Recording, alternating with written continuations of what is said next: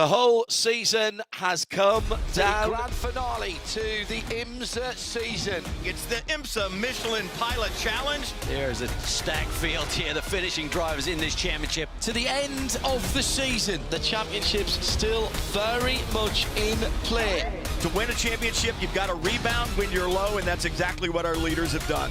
The Honda goes to the lead. Number 20, RS1 Porsche, Jan Halen, Luca Mars. What a dominant start they had to the first half of this year. Watch the crossover here. It's going to be tight. It's not over. We see a battle for TCR lead. Talk about Brian Herta Autosports' teammate fighting for the championship lead. It's championship day. 2 champions will be crowned, and there is one last chance to head to the offseason with a win. Could not have better circumstances in terms of the weather as what we have here this afternoon. Just into the afternoon, just after midday for the Fox Factory 120, the final round of the 2025 Michelin Pilot Challenge here at Michelin Raceway Road, Atlanta, just down the road and down I-85 a little bit from Michelin's headquarters up at Greenville.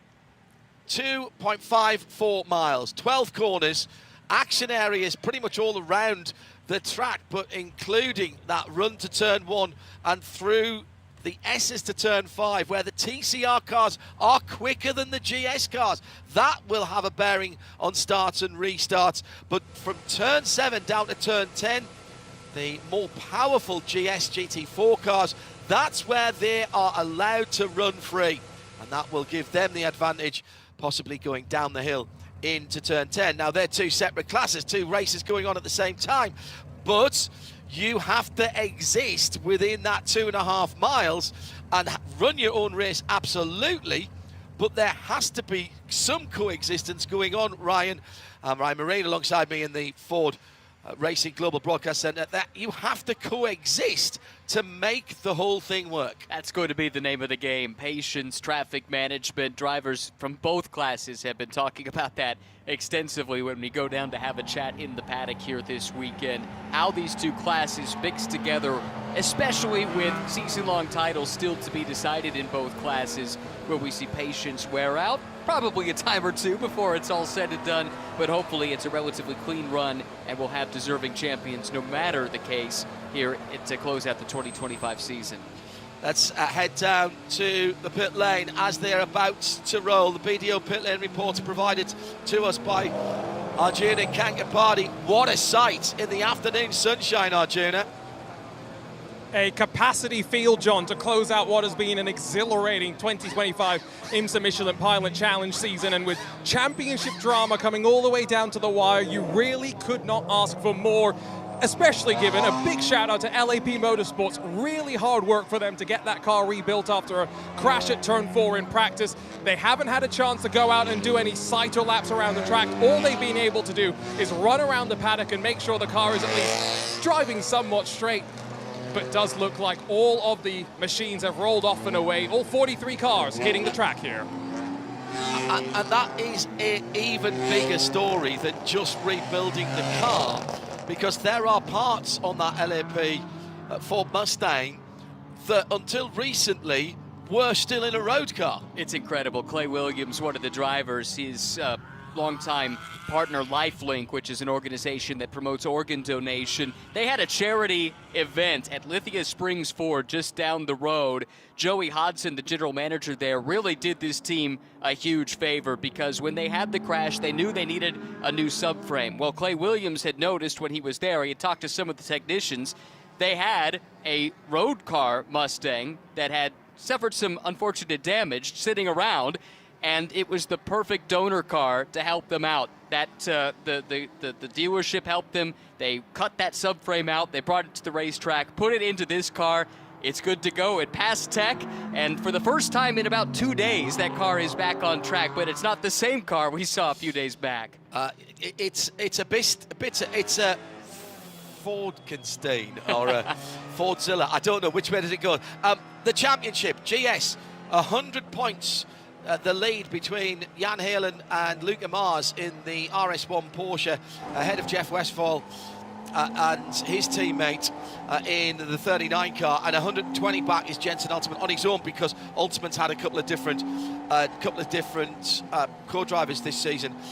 In TCR, it's much closer, with the top 3 separated by only 70 points and only 10 points, which is 1 place actually, in most of the point standings, between the leading pair, LP Montour and Whitmer, and Harry Gottsacker. Again, he's driven with several different people. GS is a relatively easy explain. Not so much on TCR. We're just going to have to watch to see how the points fall there. But GS, is it a top 5 that wins it for RS1? Exactly right. So the lead coming in is 100 points. A 5th place finish or better for Luca Mars and Jan Halen means they win the title for RS1. An 8th place finish or better would eliminate Altsman. There actually is a 4th crew that's mathematically in the hunt with Austin Crines and Stephen McAleer, but they would need a lot of things to break their way to win the title. TCR, we can't give you any of these neat and tidy scenarios except to say if Whitmer and Montour were to win, they would win the championship as the championship leaders. Same for Gottsacker. If he wins, there is nothing Whitmer and Montour can do with just that 10-point disparity between the two of them, and a bigger than that gap. I think it's 30 points right between first and second, and the way points are played out. Preston Brown, Denny DuPont, only 70 points back, but they have to overcome 2 crews, so that's the challenge for them, a team that's been a front runner all season but have slipped back in recent events. I'm not a betting man, but if I was, I wouldn't be, if that makes any sense. I honestly don't know how this is going to go. We're going to go green this time around and start the final 2 hours of the Michelin Pilot Challenge season. Pilot Challenge races have always been exciting here, and they tend to follow one of 2 scenarios. Very, very untidy early on, and then a run to the checkered flag. Or, as we have had a couple of times, very, very tidy and just flat-out green flag racing. Tyre wear here, left front in particular, is probably even more critical than the fuel burn. Although it is tight, because this is a lot of flat-out running here and hard acceleration here as well. So the determinant of stint length is going to be really a toss-up between tyre wear and fuel. And we may have to see some fuel save if we have a lot of green flag running. I think we definitely will in both classes. The TCR guys told me they can make an hour, but it would cost them too much on time. It's not a viable strategy, so they need some yellows and some fuel save. The final 2 hours of the 2025 season is underway. The countdown clock begins, and the Fox Factory 120 is underway, and the pole-sitting McLaren heads to the inside of turn 1 with the effective, one of the effective championship leading cars going through immediately, and Nate Cicero does his teammate the power of good there. Jensen Ultsman will be in that car later on. For now, he's sitting on the wall at McCumbee McAleer Racing. He can't affect what's going on, but immediately Nate Cicero jumps out ahead as the split star for Mason Filippi works in his favour, and he's got a good margin as he goes up the hill with Eric Powell, Bryson Morris and Thelfo Neto following in behind in the Cupra, Hyundai and Audi respectively. 2 clean starts at the moment, but the TCR still coming down through the S's. Yeah, clean as we hope to see. Moise Uretsky got swallowed up there. He was the pole sitter, first career pole in Michelin Pilot Challenge. Drops back to 3rd. That's the car that won the last time out at the Indianapolis Motor Speedway. But here he comes on the counterattack, fighting with Ford Koch. It's a commemorative pink livery on that Supra here this weekend, and Breast Cancer Awareness Month here in the United States. Ford's mom is a breast cancer or a cancer survivor and has been in remission for about 10 years, so a meaningful cause for them, and Ford representing her nicely. Going up the outside under the Fox Factory Bridge, it'll be outside of turn 10, and he makes that happen. How good does that Supra look in those colours as well? The Ibiza Farms car with a similar shade of pink as part of its livery goes down into 3rd position. Then it's the championship leaders, the RS1, so they have come up a couple of positions. No, that's the CSM car. Sorry, that's Morgan Burkhardt. So Luca Mars still sitting in 6th position at the end of the first lap. So right now, they're on the bubble.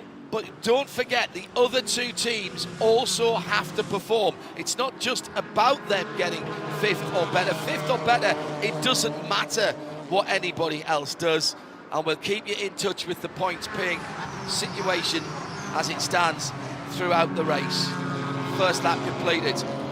And there was an incident on the first lap, Ryan, and Phil Thayer from CSM was involved along with Frank Depew. They sit in 22nd and 23rd in their Porsche and Aston Martin. I didn't get a look at that, but race control clearly saw something. They're taking a look at everything. Yeah, they do.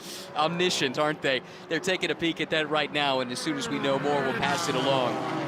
Start as is standard operating procedure. If you're following on with the online timing, is under review. Search Alcamel IMSA, and that will get you the same screens that we have in the booth here at Ford Racing Global Broadcast Centre, including the very helpful marching ants or the dancing ants, which is the representation of Road Atlanta, which I saw somebody represent as a chicken drumstick the other day, and I can kind of see that. I thought it did make me quite hungry now every time I look at the track map. And we've got the car numbers marching round there. Also the split times if you want to follow along and see what we're seeing here in the Ford Racing Global Broadcast Centre. Across the line then for Mason Filippi in the Hyundai Works colours. Second place now is Bryson Morris in the white and spotty car.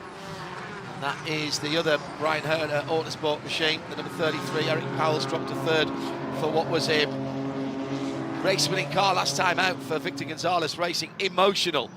Absolutely brilliant. Been wanting to win a race for a long time, VGRT, and takes the Cupra's first win.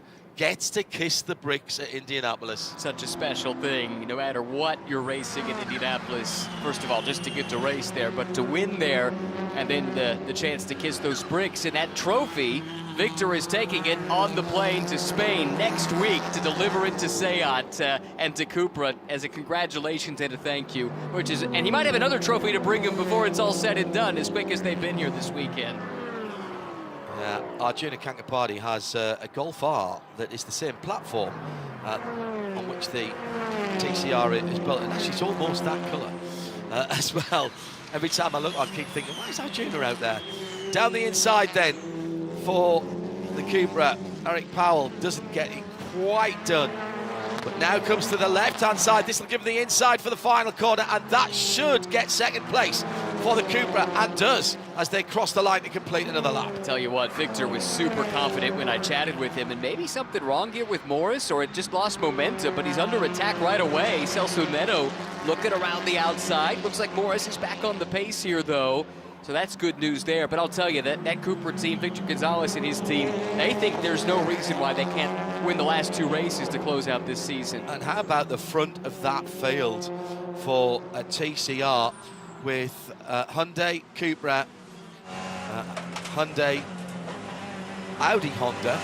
So in the top five, 4 different manufacturers. That's what you love to see. Super competitive, and it has been all weekend long. We've seen the Honda up, we've seen the Hyundais up the front, we've seen the Cupras there, and the Audi as well. So that's the kind of diversity you like to see in sports car racing, and the same has been true in GS to this point. I mean, look at this. A Ford leads a Toyota, leads a McLaren, leads a Porsche, leads an Aston. So the top 5 in GS, 5 different makes represented, and you've got 3 different makes in the top 4 and 4 in the top 5 in TCR.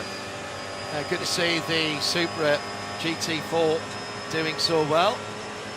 Those cars are the shells built for Toyota Gazoo Racing by WRT. Francois Voss's concern, just over the motorway, just over the highway from Liège Airport, their sparkling new facility. And of course, they'll be in the WeatherTech Championship next year, running the BMW, the M Hybrids GTP cars.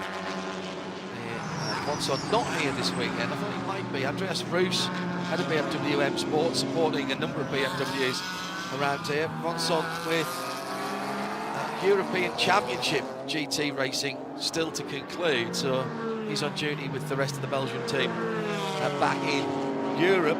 Nate Cicero then by 0.8 of a second. Doesn't sound much, but it kind of means that Nate is not having to look in his mirrors to see where Ford Koch is in that Supra.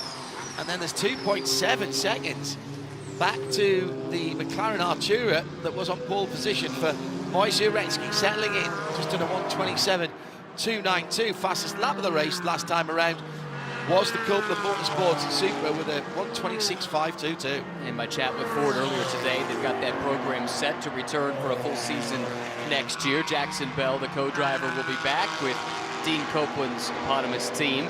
Meanwhile, this battle here is an important one from a championship perspective. This is first and second in points coming in, and it's now first and third as they run. So with the start that Nate Cicero got, he took the Mustang to the point, but it's not enough for his teammate Jensen Altzman as they run. Halen and Mars lead it by 20 points over Altzman, who shares the car with Nate Cicero. But then you have this battle with Westphal and McAleer closing in on Luca Mars here, who is the championship leader, and that's the car they must finish ahead of to have any chance at the title. Yeah, good point. Nate Cicero just getting closed in on at the moment. And here's what we were talking about earlier on. The nimble nature and the more aero-dependent nature, actually. Although these look like family hatchbacks, and indeed that is the car, the platform on which TCRs are all based.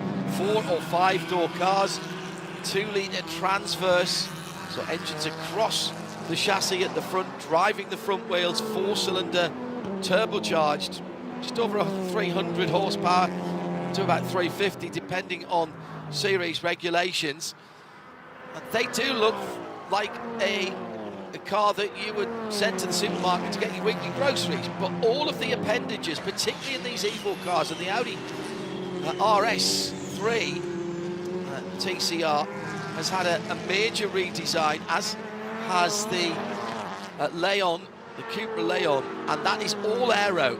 So every panel on that car, not just the big rear wing, but every panel in that car is optimizing the aero, and that's why they're so good through the twisty bits, and that's why they can carve their way around too wide on some of the parts of the circuit that I wasn't expecting to see.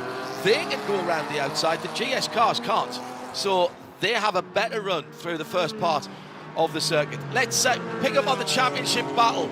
Biting his nails on the pit wall, Jensen Altzman. I don't know, let's find out. Here's our journey with the BDO pit lane report. Seemingly rather relaxed right now is Jensen Altzman as he waits to get into the car. Jensen, a great start from Nate, who once again qualifies decently and rockets off the line. Yeah, you know, he likes leading. He always tells us that, so if he wasn't going to qualify in pole, we expected a move to come rather soon, and he likes being out front. So. Weather. Very different conditions, I think, over the 3 days. Does that make it difficult to try and dial the car in for the 2 hours? You know, it doesn't necessarily make it easy, but it's not a huge challenge for us, right? It's been just a little bit different each day. We've kind of tried to keep an eye on that. Also, some different track conditions is really what that's bringing. You know, yesterday it was the first time we saw the WeatherTech cars on track, so the track changed drastically from the morning practice session to qualifying. Today, with another support series, it's a different level of rubber, so we're just mixing the conditions out there. It's been a busy year for you, juggling priorities, Pilot Challenge with this partial season in WeatherTech, the trip down to Australia, Ford Racing junior driver. You're going to be glad to have a bit of a breather after this one? I would be, except I leave on Tuesday to drive across the country and go race a totally different type of car that I'm not used to racing. So I try not to take any days off. If you're moving backwards in this sport, Andy Prio once told me, if you're moving backwards in this sport, or if you're standing still, you're moving 100 mile an hour the wrong way. So just try to keep myself busy. Behind the wheel is something I'm always going to improve. Thanks, Jensen. Good luck. Thanks, man. Yeah, wise words from Andy Prio, twice a World Touring Car champion and Ford driver as well, still a Ford ambassador and performance coach as well with the Ford Racing Juniors. Andy Prio, MBE, I should say, as a member of the British Empire, and just a great servant to British motorsport with the his work in the British Racing Drivers Club as well. Now, new leader in GS as a couple of motorsports Cooper's gone through on Nate Cicero. Got a good run out of the final corner. Pink car hidden behind the slightly taller blue metallic Mustang, and that is a typical Road Atlanta Turn 1 pass. And that has championship implications, of course. It turns a 20-point deficit into a 50-point deficit. Meantime, Eric Powell's been working on this move for a few laps, and he's finally got it made, sizing up Mason Filippi. Oh, and we got a spin. I think that was Scott Thompson around in turn 1. That was right in front of the leaders in TCR. Yeah, and sends one of the Audis off the track there, which I think was not Celso Neto. Yes, it was. And you're right, it was the number 30 that went around, waits for the cars to go by, resets himself, his position on the track, and rejoin. Question, did he jump or was he pushed in that number 30? The Montreal Motorsport Group car going through a masterful avoidance by one or two, and it looked like the MMG car of LP Montour might have made up a couple of positions there on Celso Neto and maybe Brian Morris as well, as he dived to the right-hand side going up the hill at turn 1 into turn 2. Yeah, I think you're exactly right that was really a fortunate break for Whitmer and Montour there. Picked them up a couple of spots. Early penalty, blocking. We have seen blocking being really clamped down on at Indianapolis last time out. And it seems it's carrying on at this final part of the season. And that is for Luke Rumberg for the RVA Graphics Audi. That's a drive-through. That's going to hurt. It's a team that won the last time we saw them at VIR. They were not in Indianapolis because Luke was off getting married. Congratulations to the newlyweds. And he was still fidgeting with the ring on his ring finger, as a newlywed is wont to do. Yeah, this one, unfortunately, is going to be a setback here. They'll need to catch a yellow to try and get back into this race with the drive-through penalty, unless they can try and turn. Well, you can't do any service to the car on a drive-through, so there's really no way they can use this in the short term to their benefit, but they'll definitely have to go into their bag of tricks strategically, trying to get back into the fight. And I'm reminded by Tim Greer, our London radio executive producer. Thank you, Tim, up in London.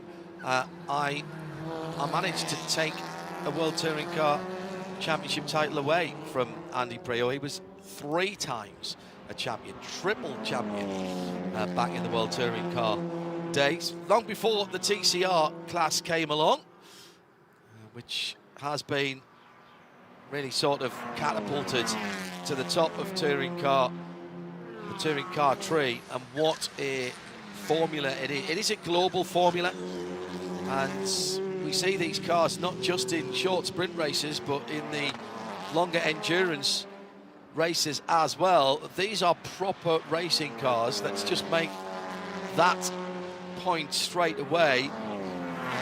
They look, as we said, fairly standard other than the wider wheel arches, but these have never been a road car. The individual manufacturers start off with what's called a body in white, which is exactly what it sounds like. There's nothing in it, not a bit of wiring, not any of the sound deadening materials or anything like that. They start with a basic shell and build a race car out of it. It's where looks can be deceiving, because the TCR teams will tell you these cars are more akin to a GT3 car than a GT4 car that they're racing with here in GS, which those cars do start their life as a road-going car, and that's the difference. These are bespoke race cars, really, from the word go.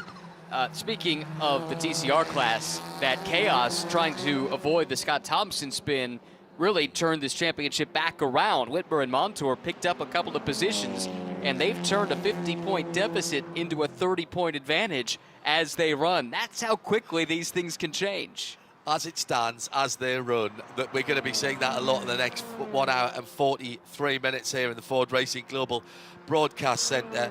Tyres and fuel, those are the two things, the two big topics of conversation up and down the pit lane here at Michelin Raceway Road Atlanta. Let's head to our BDO pit lane reporter, Arjuna Kankapati for an update on at least one of those knotty subjects that were being debated and discussed up and down pit lane in the last couple of days. I've been stealing some conversations with a variety of teams running a variety of manufacturers, John, and the word I've got from some of the GS teams is that the fuel window for them could be as short as 44 to about 48 minutes. So we often talk about saving fuel in Pilot Challenge races, getting to the top of the hour, and then only needing the one pit stop. But it seems there are some of the teams and drivers that have already clued themselves into the fact that unless they get a lot of help from safety cars, or they save a bucket load of fuel and slow their speed down quite considerably, this will be a two-stop race, and that is going to be very interesting as to when we see the driver changes take place as well. Well, and there is a minimum driver time, of course, to be factored into that. You look at this and think to yourself, as we're keeping an eye on the Precision Racing LA Thelthorne Netto Audi as well, which is down in 5th position in the TCR class and working its way through the GS back of the field to the midfield. You think 2 hours is not a real endurance race. Well, in time, maybe not, but deliberately, IMSA place driver times somewhere where it's not just an hour, for example. Well, we'll do half the race. It's 40 minutes, and that's not a full fuel tank and not a full set of tyres run. So what do? Do you split it up? Do you leave your bronze-rated driver in longer? And these are the calculations that are being made on the pit wall. With the regulations, IMSA effectively is giving the teams this proverbial square peg and round hole and says, guys, have fun, figure it out, see what you could do with it. And it makes it really interesting because there are a bunch of different approaches you could take to this, especially depending on the racetrack. Some places we go, making it on one stop is feasible in both classes. Here, I mean, even in TCR, where some tracks, they can do it somewhat easily, everyone has told me you would lose too much time being super conservative with the fuel save. It would not be worth it. And GS, as we just heard from Arjuna, no chance at all. Another pink for cancer awareness colour scheme being run on the number 60 car, the Core Motorsports Nick Persing driven car in 8th position at the moment. A bit of pressure from Cameron Shields in the BMW GT4 Evo. BMW's not been at the front of the field as much as I expected this year. They've had the odd moment in the sun, but there's some good teams out there running BMW, like Carbon, like Turner. Turner with a couple of cars. In fact, Autotechnic as well, know which way is up. Just haven't had the rub of the green this year in terms of earth-shattering results, at least. Carbon has a couple of wins, but they stand out as being the exception that proves the rule here to some degree. I agree with you. It's especially curious because an established team like Turner really hasn't factored in with any regularity over the course of the year this year. But to Carbon's credit, they've been able to solve that puzzle a little bit better than some of the other BMW teams. And actually, we shouldn't forget about Autotechnic, Austin Crines and Stephen McAleer. All the other teams will tell you they've not done anything outstanding this year, but they also haven't had any bad days. No. And they enter this season finale with an outside chance, but a chance to win a title. So there are a few exceptions to this where BMW teams have had some success, but not to the degree that we're accustomed to see. New manufacturer recently into the Michelin Pilot Challenge, Cupra. Cupra, originally the sportier versions of the Spanish arm of the Volkswagen group, VAG, coming from SEAT, which was the Spanish national car company, effectively, which was co-opted into Volkswagen. Cupra with, as I say, the more sporty versions. Cupra now a brand, a substantive brand in its own right. And although this is a Cupra Leon and you can buy a SEAT Leon in Europe, they do have their own individual models as well, including some very impressive small and mid-sized crossover SUVs, the 4 Mentor I think of in particular.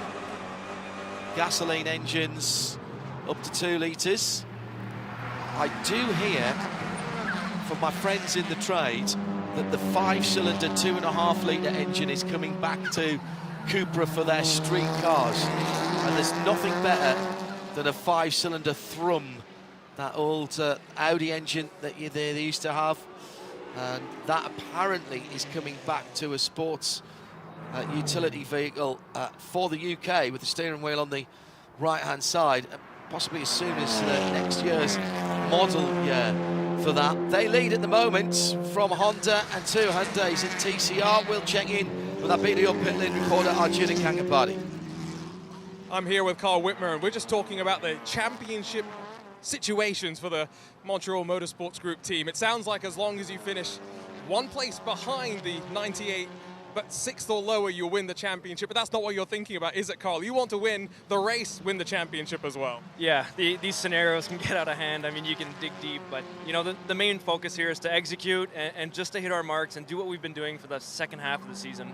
The men and women here at MMG and HRC have done an incredible job. LP's doing another awesome stint. We're good on fuel. Tire deg isn't too high here. The tires are actually surprisingly better with scrubs. So the car actually, you know, wants to grip up with the scrubs rather than the stickers. So my outlaps might be a little weak, but hopefully we can battle. I know Harry is going to be a good competitor, and Denis is going to be awesome to battle against. So it's going to be fun. You said you're good on fuel. Does that mean you can get to the hour without too much more fuel saving, or is it just the regular amount of fuel saving? Oh, it's less than a regular amount. It's marginal at most. So again, it's just the anxiety here I've never felt before. So I'm just trying to calm down, focus, think of my kids, my wife, and just, you know, put my head down and just go do what I have to do. Keep your head down. Hopefully we'll talk to you at the end of the day. Exact, thanks. Well, that's the first team I've heard say that fuel and tyres are going to be okay for them, and that is on that 2nd place, number 93 Honda. So that's very interesting. Aaron, TV producer in Concord, North Carolina, just up the 85.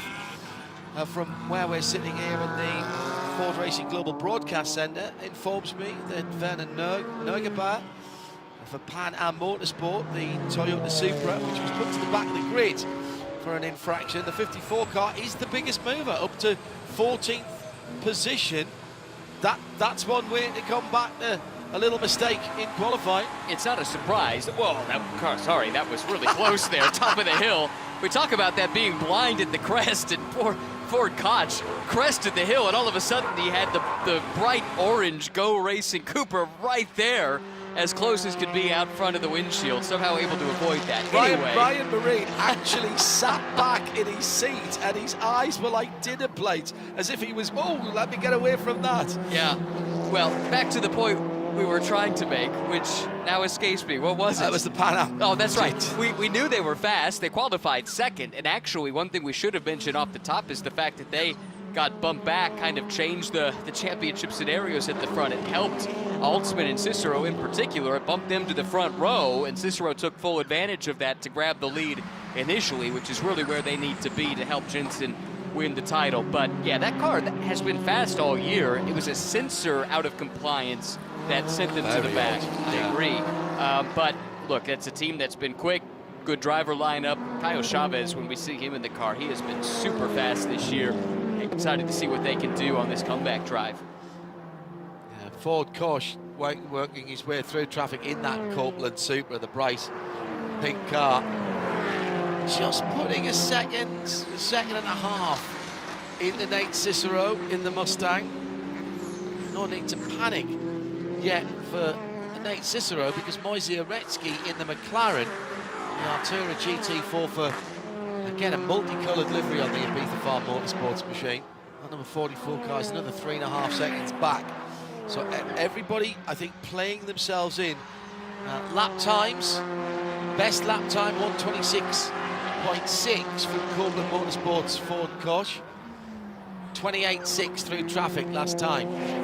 The 2nd place Mustang, best lap time 126.7, 129.0. Traffic, but also I would suggest again there's an element of fuel saving, and fuel saving round here is all about lifting and coasting. So you don't keep your foot on the throttle all the way up to the braking point.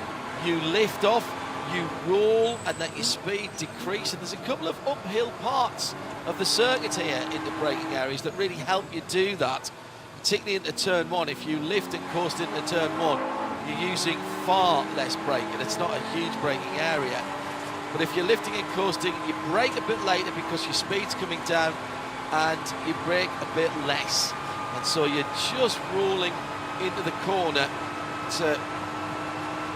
It is a skill, but any endurance driver needs to know how to do it. Actually, they do it a lot in Formula One. Singapore Grand Prix last weekend, there was a huge amount of lifting and coasting going on, because bizarrely in Formula One, they don't want to, well, not bizarrely, it is a fact in Formula One that they don't want to put all the fuel they can in, because it's 0.8 kilo per gallon, that they, per litre, excuse me, that they put it into that car. So they want to save weight, so they actually start the race with not enough fuel in it to run flat out to the end, which, as a sports car enthusiast, when I know that generally speaking people are hammering it from pit out to pit in, now that seems a bit counterintuitive to me, but I understand why it's done. So lift and coast, or LICO as it's sometimes called, then it is a skill that you have to learn.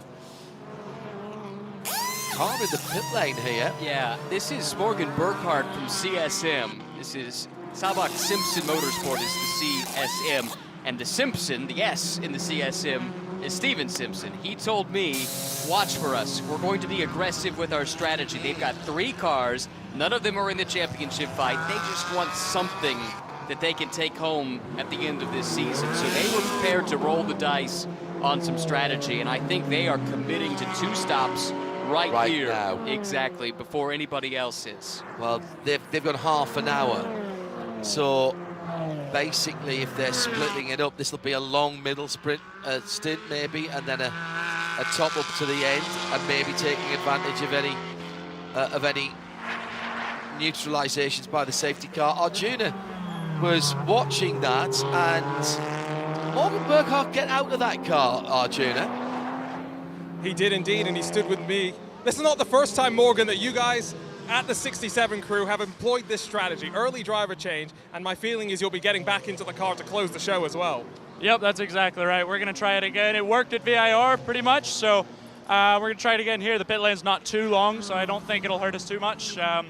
Right now, we can either hope for a yellow around the hour 10 mark or green all the way, so we'll see what happens.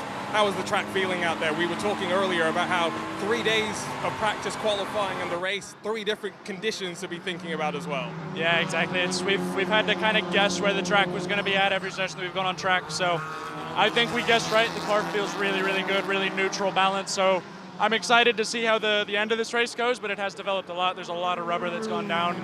Every single session's a completely different driving experience. Thanks, Morgan. I appreciate it.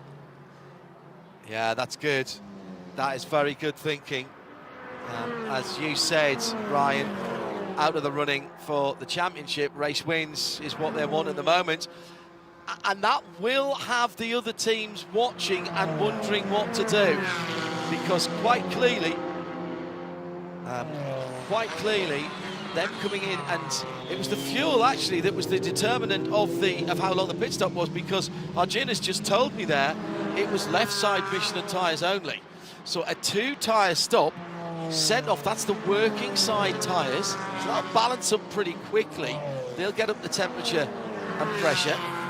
RS1 going down the inside of Team TGM, and that is a positional change, is it? Not quite. That is the 5th position that RS1 needs. Paul Holton holding it at the moment. Read my mind. That's exactly what I was thinking there too. They finished 5th. They cannot lose the championship. Problems for one of the Audi TCR cars that was off in the motorcycle chicane, I think. Looks like it's able to rejoin, but at the back of this pack.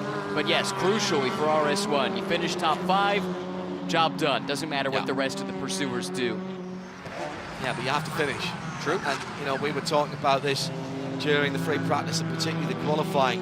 What do you do if you're RS1 And who was it who was saying to Arjuna, all these scenarios we don't think about, you can't think about the scenarios because it can scramble your mind. Yeah, that was Carl Whitmer. Yeah, I thought that was brilliant. And I do think, whatever the team have said to the drivers, Luca and to Jan Heylen in the RS1 and down the inside this time for Luca Mars, now got to think of the risk or reward. Is that 5th position? It is for a moment, but not quite. It's not done. Aston Martin will come back down the inside in the final corner, and this is danger time here as they're very, very close indeed on the overlap. And if there's a touch here, that could be disaster for the red, white and black Porsche as they cross the line. That's 3 corners that they've been through side by side, make it 3.5 as they go side by side into turn 1, and the Aston goes back through. So Paul Holton caring not a jot about what the championship means. He's racing for position. That's just another competitor. It's fascinating, though, because these were the 2 cars fighting for the title here 1 year ago. Paul Holton was helping Matt Plum get his championship. Paul didn't run at Daytona last year, but was there the rest of the season.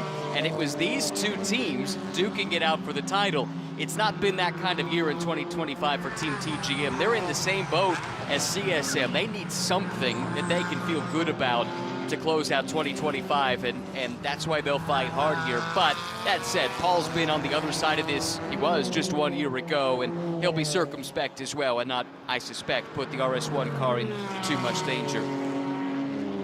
It's not an onerous task, you would think, to be 8th or better if the 13 second place car at the moment wins, or 6th if the other championship contender wins. But an off, a spin, some damage, damage to a tyre. Well, that's exactly what happened to them at Indy. They were in a position where they were going to outscore their opposition. They were going to have a lead that was, if not mathematically insurmountable, essentially insurmountable. And it was a cut tire in battle, admittedly with a car they're racing for the championship. It was the Westphal McAllister car, but just that little contact cut the tire on the RS1 Porsche in the last race. They dropped to the back, lost a ton of points, and that's the only reason this championship is in jeopardy. And now there's more danger, if you will, for Luca Mars, because Cameron Shields in the car bar BMW, the number 4 car, has closed into that.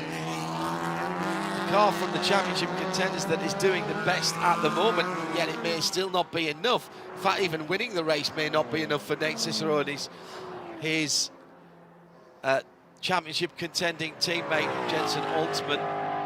But they are in 2nd at the moment with the Mustang, and I've got to say that looks a comfortable 2nd at the moment. 4 seconds behind the leader, 2 seconds ahead of Moise Uretsky, who is finding some second half of the stint pace in that McLaren now, and just closing that gap down to the blue and black Ford Mustang going into turn 1 now. I think that's a threatening proposition, though, for Jensen Altsman and Nate Cicero here, because you know, as well as Moise is driving, that McLaren is going to come to life when Michael Cooper gets in it. We've seen that all season long, and this car here needs to win. If they could get by Ford Koch and take the lead right now as they run, that would be enough to take the title. But sitting 2nd isn't good enough, and that McLaren is only going to be more threatening as the race progresses.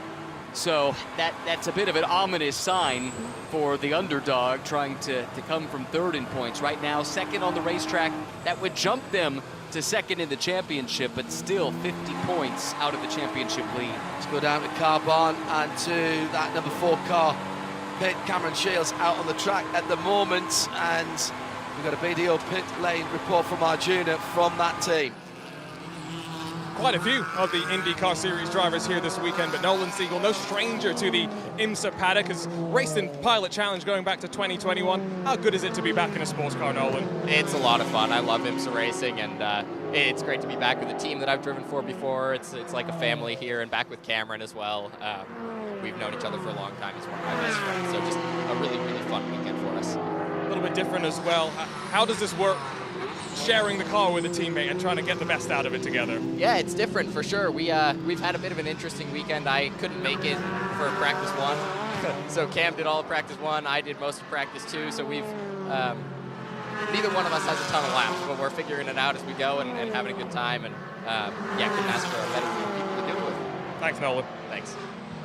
And that car, the number 4, Nolan Siegel's teammate, battling with the championship leader. I think there was a touch coming through 10B, and there might have been a little bit of bump drafting coming through the final corner as well. Both of those cars at one stage or another in the last half of the lap that's just been completed were pretty much out of shape. Well, and don't forget, Cameron Shields is in the sister car to Sean McAllister and Jeff Westphal, who are going for the lead. So they know, as much as Cam and Nolan want to go out and win for themselves, if they can get in front of their championship rivals, that's points they're taking away from the rivals and a boost to the team car that is going for the title. I'm not suggesting anything underhand there, but that is team racing, and motorsport has been about that since motorsport started, and you had more than one car in a team. And actually, if you don't do that, and potentially if you don't swap cars around for championship points, etc. I remember Peugeot in World Championship racing, it was probably the IMSA before it even became the WEC, losing a championship because they didn't swap the 2 cars around. There was an opportunity for them to do so at the Nürburgring 6 hours, I think, from memory. I'll just stretch it back now. At IMSA Radio, if you can remember what I'm telling you about. Didn't win the Drivers' Championship and managed not to win the Manufacturers' Championship either that year, after a bit of a shocker, I think, at Silverstone. But, you have to take these opportunities, and within the regulations, if that Cam Shields car can get ahead of Luca Mars, that's points that they are taking away from their teammates' championship rivals. It's as simple as that. Now, TCR, still 10 points between Harry Gottsacker. Oh no, it's gone the other way. Harry Gottsacker now leads the Montour and Whitmer 93 Honda by 10 points. Still 150 points back for the third place drivers. Yes, so since we saw this battle last, that means Mason Filippi has run down and passed Mason Filippi, excuse me, has run down and passed LP Montour to take the second spot. So last time we had checked in, it was Montour and Whitmer leading the championship. Now it's swung back the other way. No wonder poor Carl Whitmer doesn't want to even think about these scenarios. It's enough to tie your head in knots. And he's got to have a clear head when he gets in the car. He does. You can't be thinking, who do I need to pass? Who do I not need to let pass me? Oh, can he pass me? No, he can't, but the other one can. No. Where's my braking point? Where am I turning in? Where am I getting back to throttle? Hey, as the much-missed Hugh Chamberlain would quite often say, you, driver, drive. Because that's what you're employed to do. That's what your job is. You only have one job as a driver, and that is to drive and to overtake people and to get the car home in the best position possible without taking too many risks. The team does the rest of the adding and subtracting, and there have been championships at this track where the team have said, and this is where you can disappear down a plug hole, where so we've got a couple of pit lane, Bryce Ward coming in for Wimbledon Racing and Autotechnic Austin Crate, so we've just got over the 40 minutes, and that's why that's happening. I'll just finish this thought. We have seen championships here where a driver's been told, you're fine, you're in the right position, don't risk any overtakes, and then a penalty applied to at the end of a race to a car that wasn't in the championship fight but moved up to one of the championship contenders one place, swapped the championship over. So you drive, you don't just hang on the bubble there, drive the way you can drive. Take the places that you can, and do the same sort of thing that's got you into the championship fight all the way through the season. A couple of pit stops after the 40 minutes. Let's go down to a BDO pit lane report with Arjuna. So Bryce Ward hands over to Dan Arrow in the Winwood Mercedes. Had a quick chat with Dan, and he said that he learned a bit from the couple of blocking penalties that he got at Indy. We'll see if he was able to learn those lessons. But John, maybe more significantly, with the drive time being complete, it is the championship leading Porsche 718 Cayman. Luca Mars behind the wheel for RS1 that slides his way towards the box. It's going to be very, very interesting to see if they do the driver change right now, because an hour and 20 minutes left to go. Both Luca and Jan are flying machines behind the wheel of this Porsche, but which one of them is going to be slightly faster? I think I can see Jan jumping off the wall, so driver change at hand for the championship leaders. Now, they surely will give him all 4 tyres. They're doing the right-hand side first, so that would suggest to me that it will be a 4-tyre Michelin tyre stop. Yes, it is. Be careful here, because I think they've just wrapped the airline round the fuel hose, which goes into the front end of the Cayman 718. So tyres are done. They're waiting for the fuel, which always should be the last thing to come out. Out it goes, down it goes, off it goes. That was a pretty neat stop for RS1, and Jan Heerland has been, and I use this word advisedly, Jan Heerland has been unleashed. Indeed. He has been the closer this year, hasn't he? Oh, he's been fantastic, really driving at a high level. It seems like he's reached a point in his career where he's just plug and play. You put him in a GT4 car and he goes fast, a GT3 car, he goes fast. He's going for a couple of championships in North America this year in the next couple of weeks, and that was good execution in the pits as well from RS1. Here's an interesting tactic from Carbon. Cam Shields is covering that RS1 stop in the second of the BMWs. They might even short fill that car to get it back out in front of the RS1 Porsche. That's got to be the thinking there. If you're going to help your teammates, you'll take the track position, even though you might not be able, well, actually nobody can get to the end from here, so there is another pit stop. So you absolutely short fill that car and put it in front of the championship contender for your teammate. That's clever. I wish I thought of it myself, but I defer to you on that one. Yeah, I think you're spot on. That is the way to play the team game at this stage. The other thing that this tells me is everyone saw the way this race is running. It's been very clean so far, and they know they're not going to get that yellow they need, or it seems unlikely, so they're going to commit to this 2-stop strategy right away. So where is the RS1 Porsche? That's the question. In comes the Ibiza Farm McLaren. Still fuel going in. Come on, guys, you got to roll, you got to roll, you got to roll. That's going in at the back. Still haven't seen the RS1 Porsche, and the BMW's down and away. I think they've got that position. Let's see where RS1 come through, and I'm pretty certain Jan Heerland's not come through in the 28 yet. And let's see as they go through. Nolan Siegel plugged in to the number 4 car. 28 going into the far side of the circuit, coming into turn 7 right now. He must have gone through then, surely. Can't have that much, 29 laps. No, he has. Wow. Wow. That's a huge difference. So I didn't see that was a particularly slow stop for RS1. The fuel fill has always been an issue on the GT4 Porsches. They've tried to level that up. Now comes into turn 10. Ibiza Farm out. The other BMW is in and out as well, I think. Yes, Sean McAllister brought the 39 in. That is Jeff Westphal taking it out. And there are the championship contenders, side by side, going up to the top of the hill. So that was, I think, a tactical move for the number 4 machine. Or have they dropped further back? Nolan Siegel, dropping back down now. Yeah, that makes more sense. So the BMW and the Porsche battling for the championship are together on the track. The team car, they didn't take the opportunity to short fill that. That's interesting. Yeah, from what I am seeing, the Heerland stop was actually significantly quicker. Yeah. If I'm I think they might have short filled. Maybe covering off that possibility. Interesting. Yeah, well, I think they've jumped now.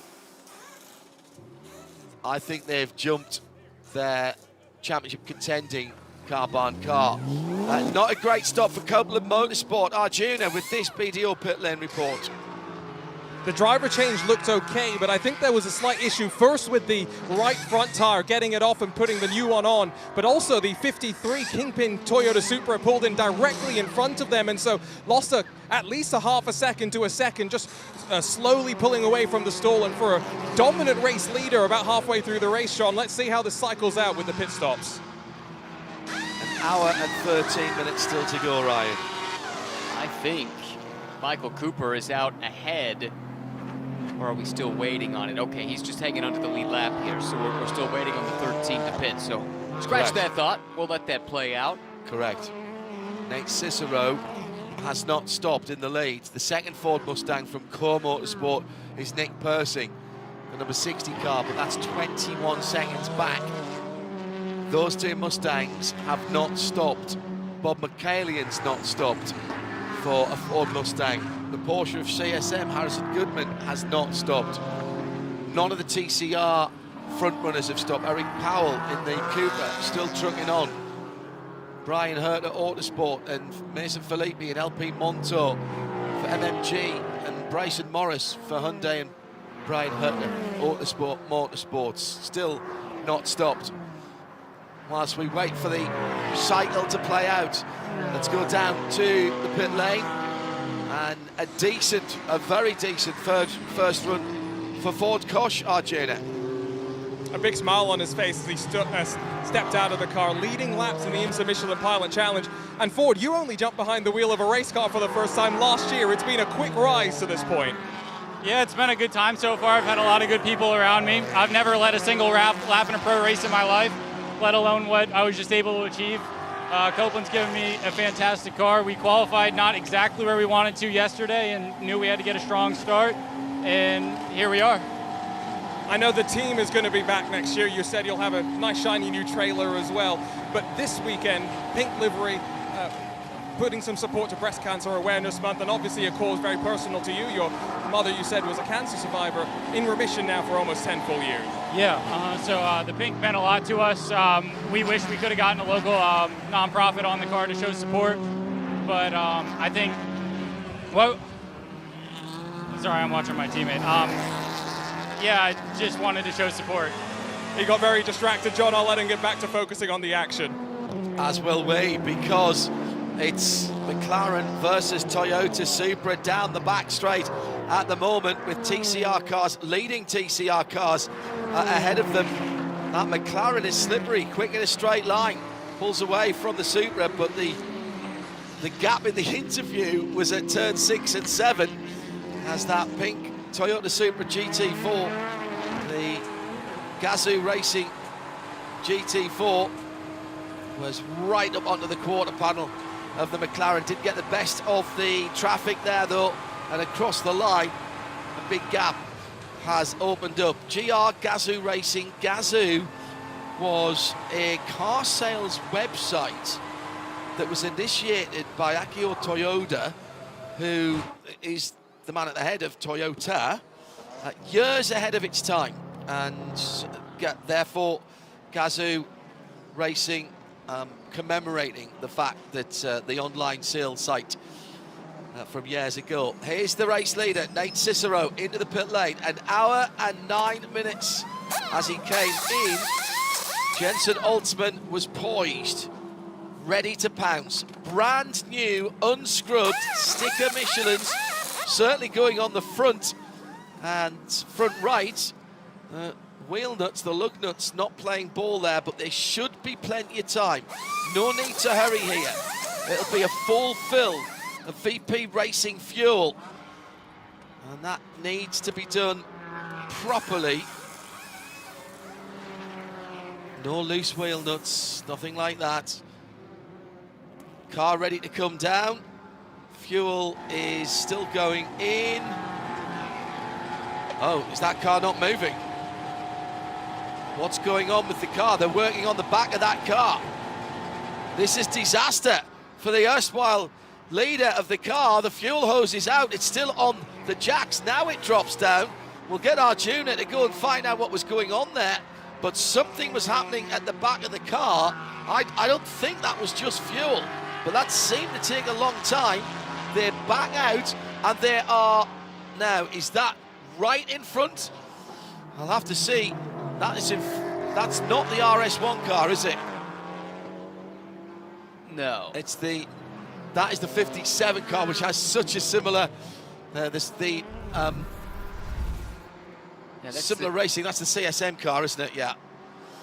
Now, a moment or two ago, coming through traffic, we have had the pass, the Supra on the Ibiza Farms McLaren.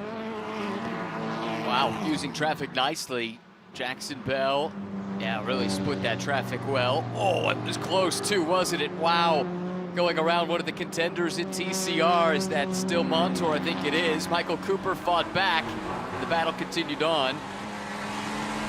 Literally putting one car either side of LP Montour in the MMG Honda down at turn 6. Commentating on a Formula 1 race at Spa, where a couple of drivers did that many years ago. Suffice to say, commentary booths almost exploded in whatever language people were talking.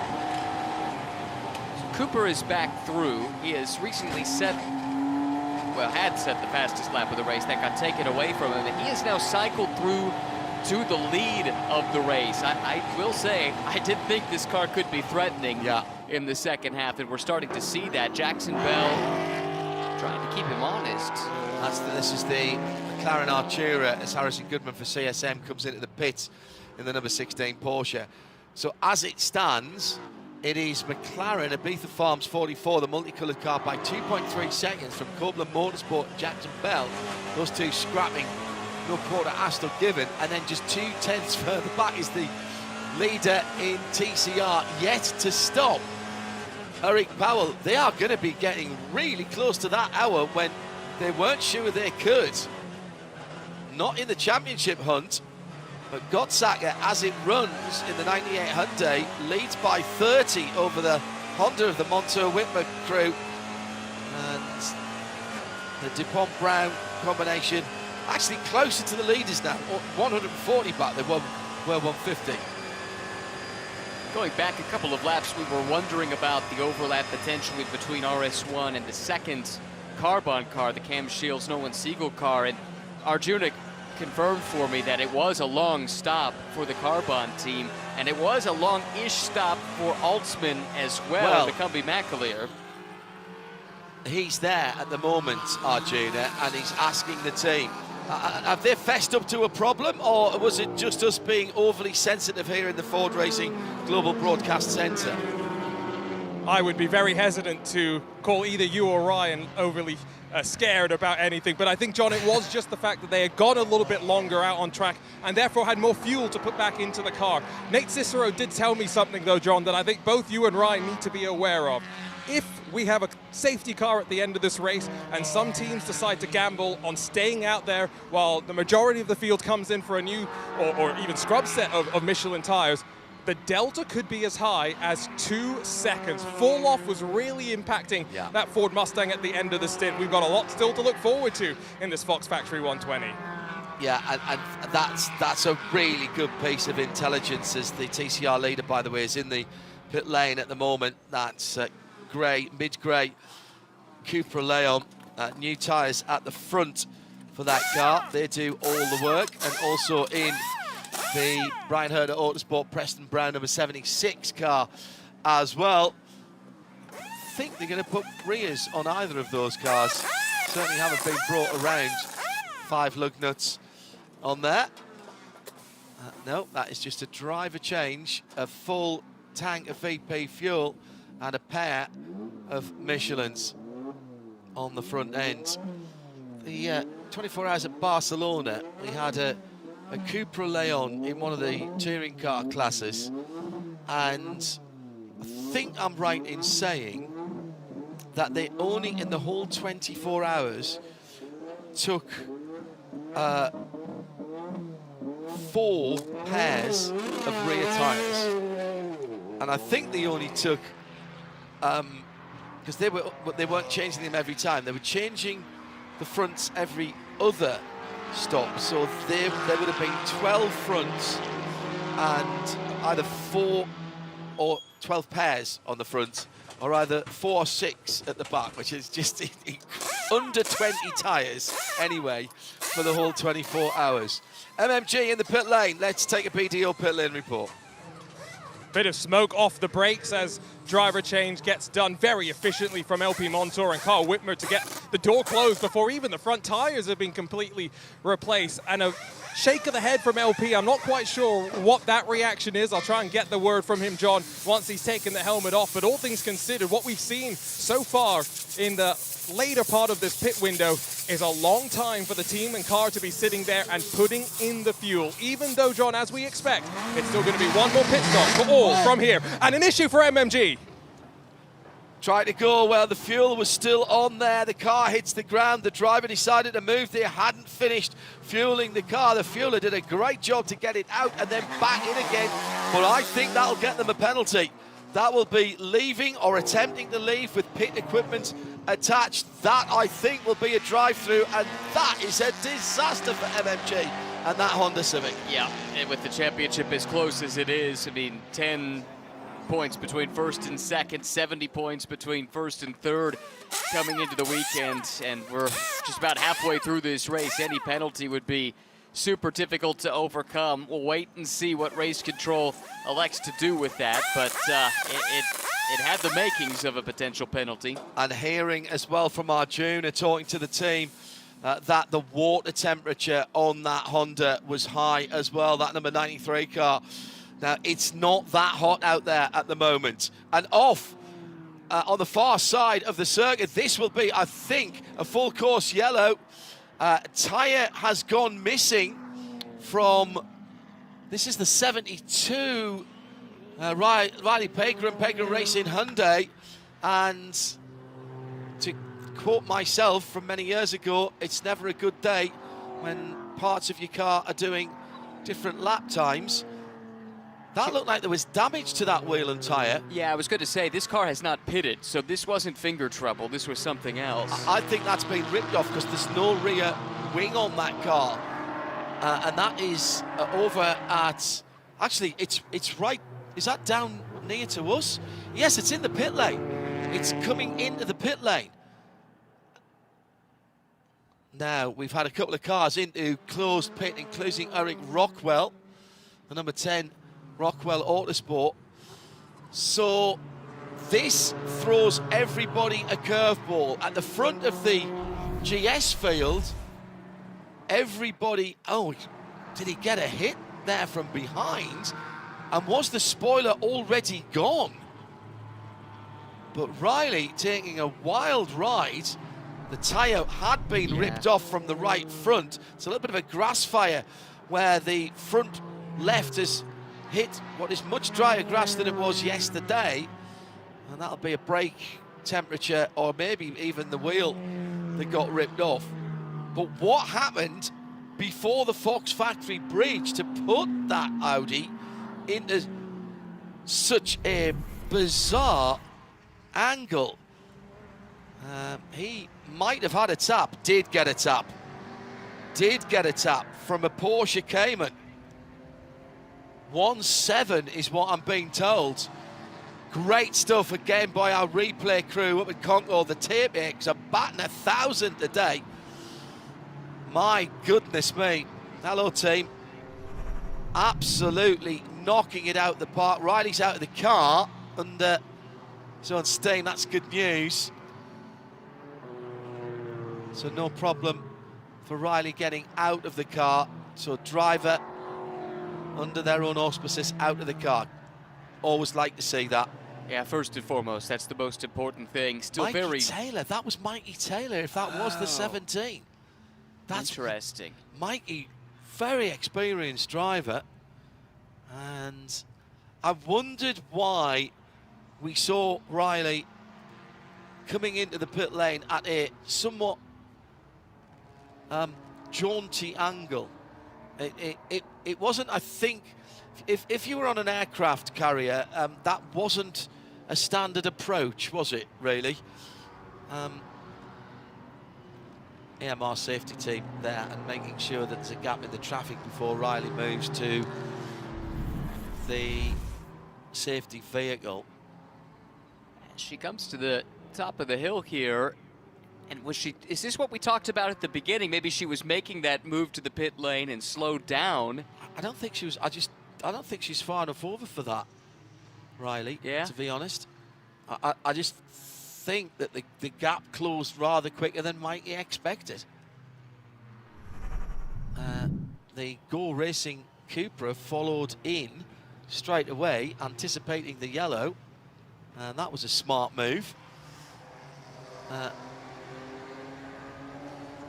Just before that, we had the number 5, Dr. Will Talley, jumping out and Tim Lewis jumping in.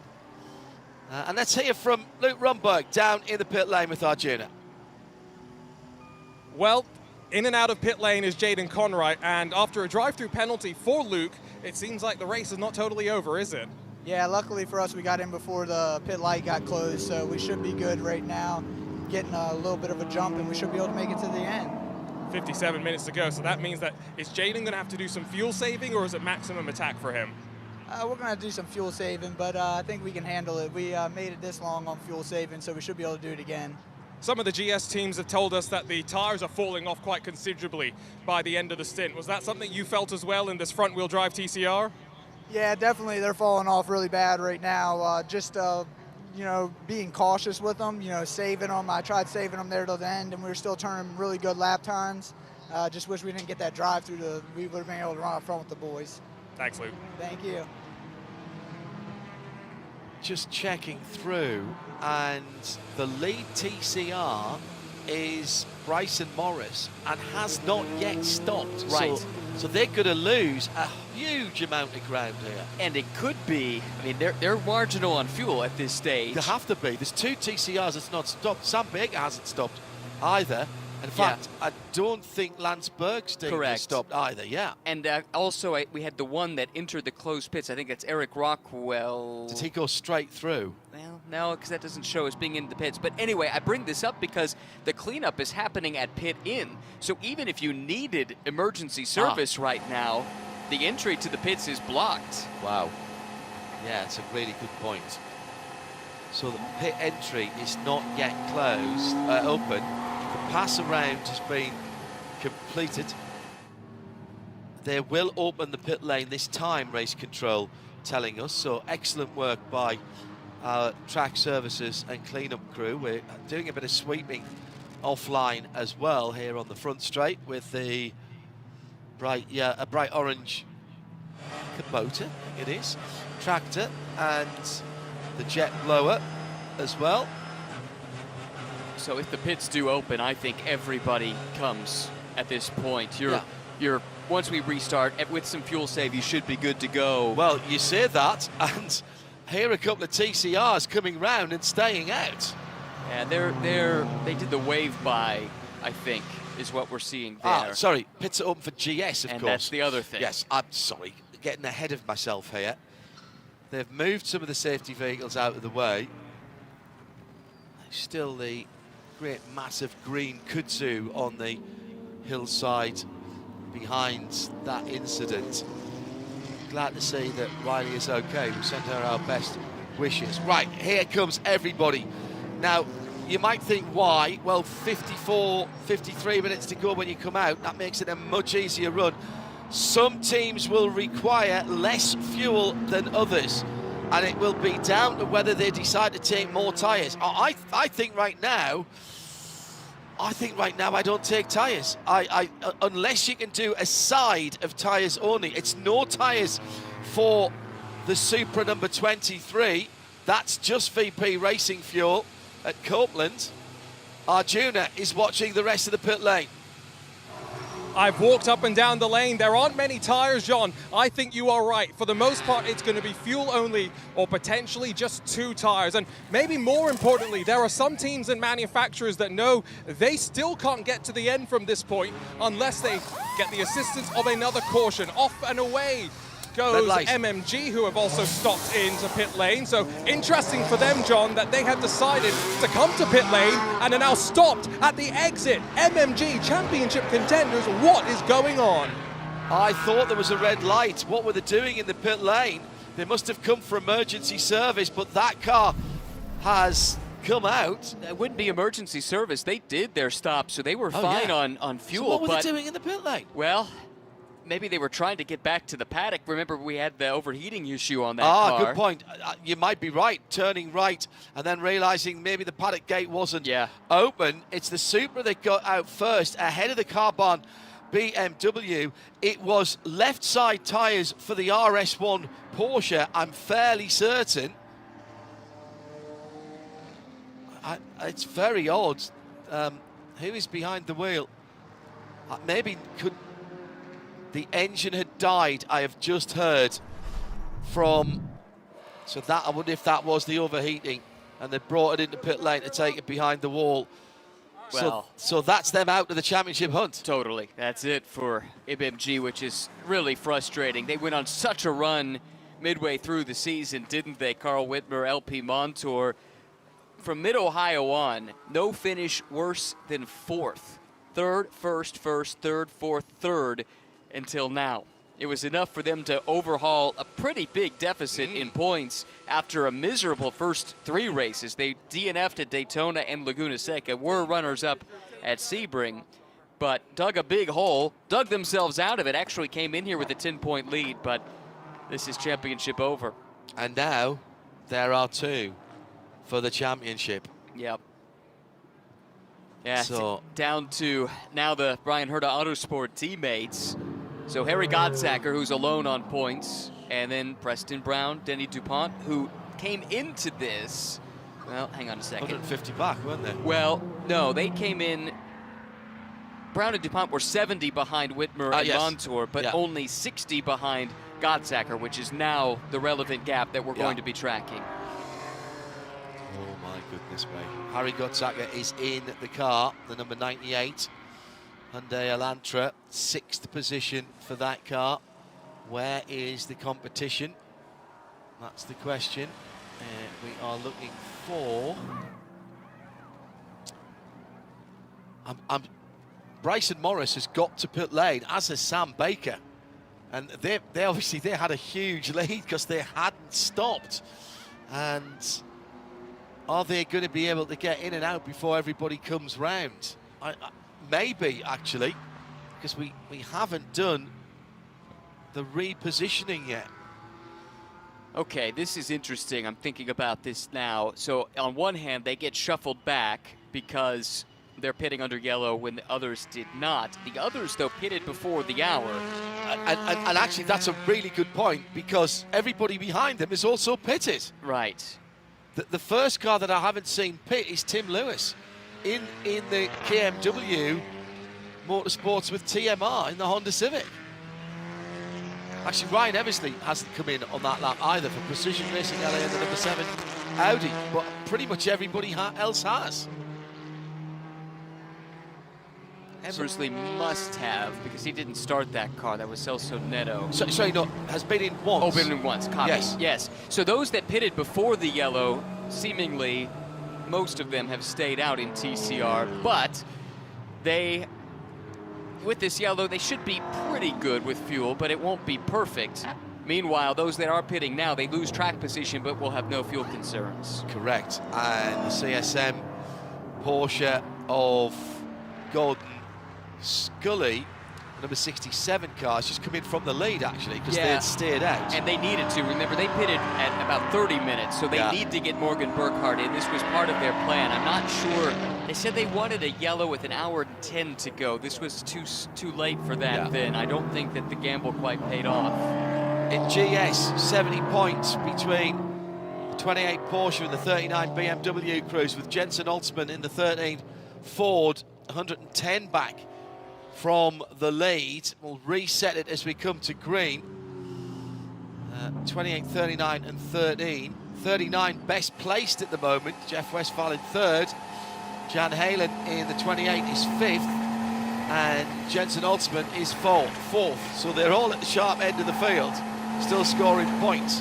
In TCR, it's been blown apart with the MMR car, with its overheating issue. Maybe that is what has caused it. Harry Gottsacker now with a 150-point lead over the 93. Well, they're out of it now. They're sitting in second at the moment, but surely the number 76 Dupont and Brown car sitting in 10th at the moment with Denis Dupont. Surely he'll come forward from 10th position, enough to at least get to second in the championship, and then it comes down to a bit of a fight. But that's a lot of points to make up. It is, and the trouble is that, yeah, their rivals have pretty good track position here, and Harry had the advantage, right, coming in, so that makes it doubly difficult. Also the contact, and it was contact confirmed by race control. Mikey Taylor in the Porsche from Unitronics, the 17, onto the back of Riley Pegram's Audi TCR. Audi finding Riley finding herself in the wall there. That is being looked at by race control. Class splits now, so all of the GS cars going ahead of all of the TCRs. There's a feverish amount of work going on to my right here in the Ford Racing Global Broadcast Centre from Ryan Marine, who's looking at points. You have a furrowed brow there, Mr. Marine. I do, and here I have to admit some ignorance because I'm trying to figure out why DuPont is so far back. My only assumption is maybe they lost the lead lap possibly when they pitted, because they pitted at the same time as the first and second place cars, more or less. They pitted right in between the two of them.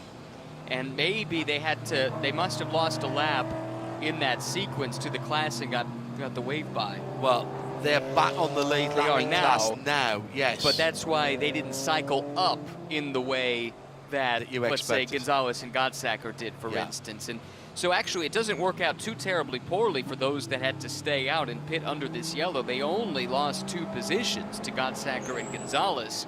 And now they have no fuel concerns relative to the top 2 and moderately newer tires as well. So that I think the nature of the track helped them out there a little bit.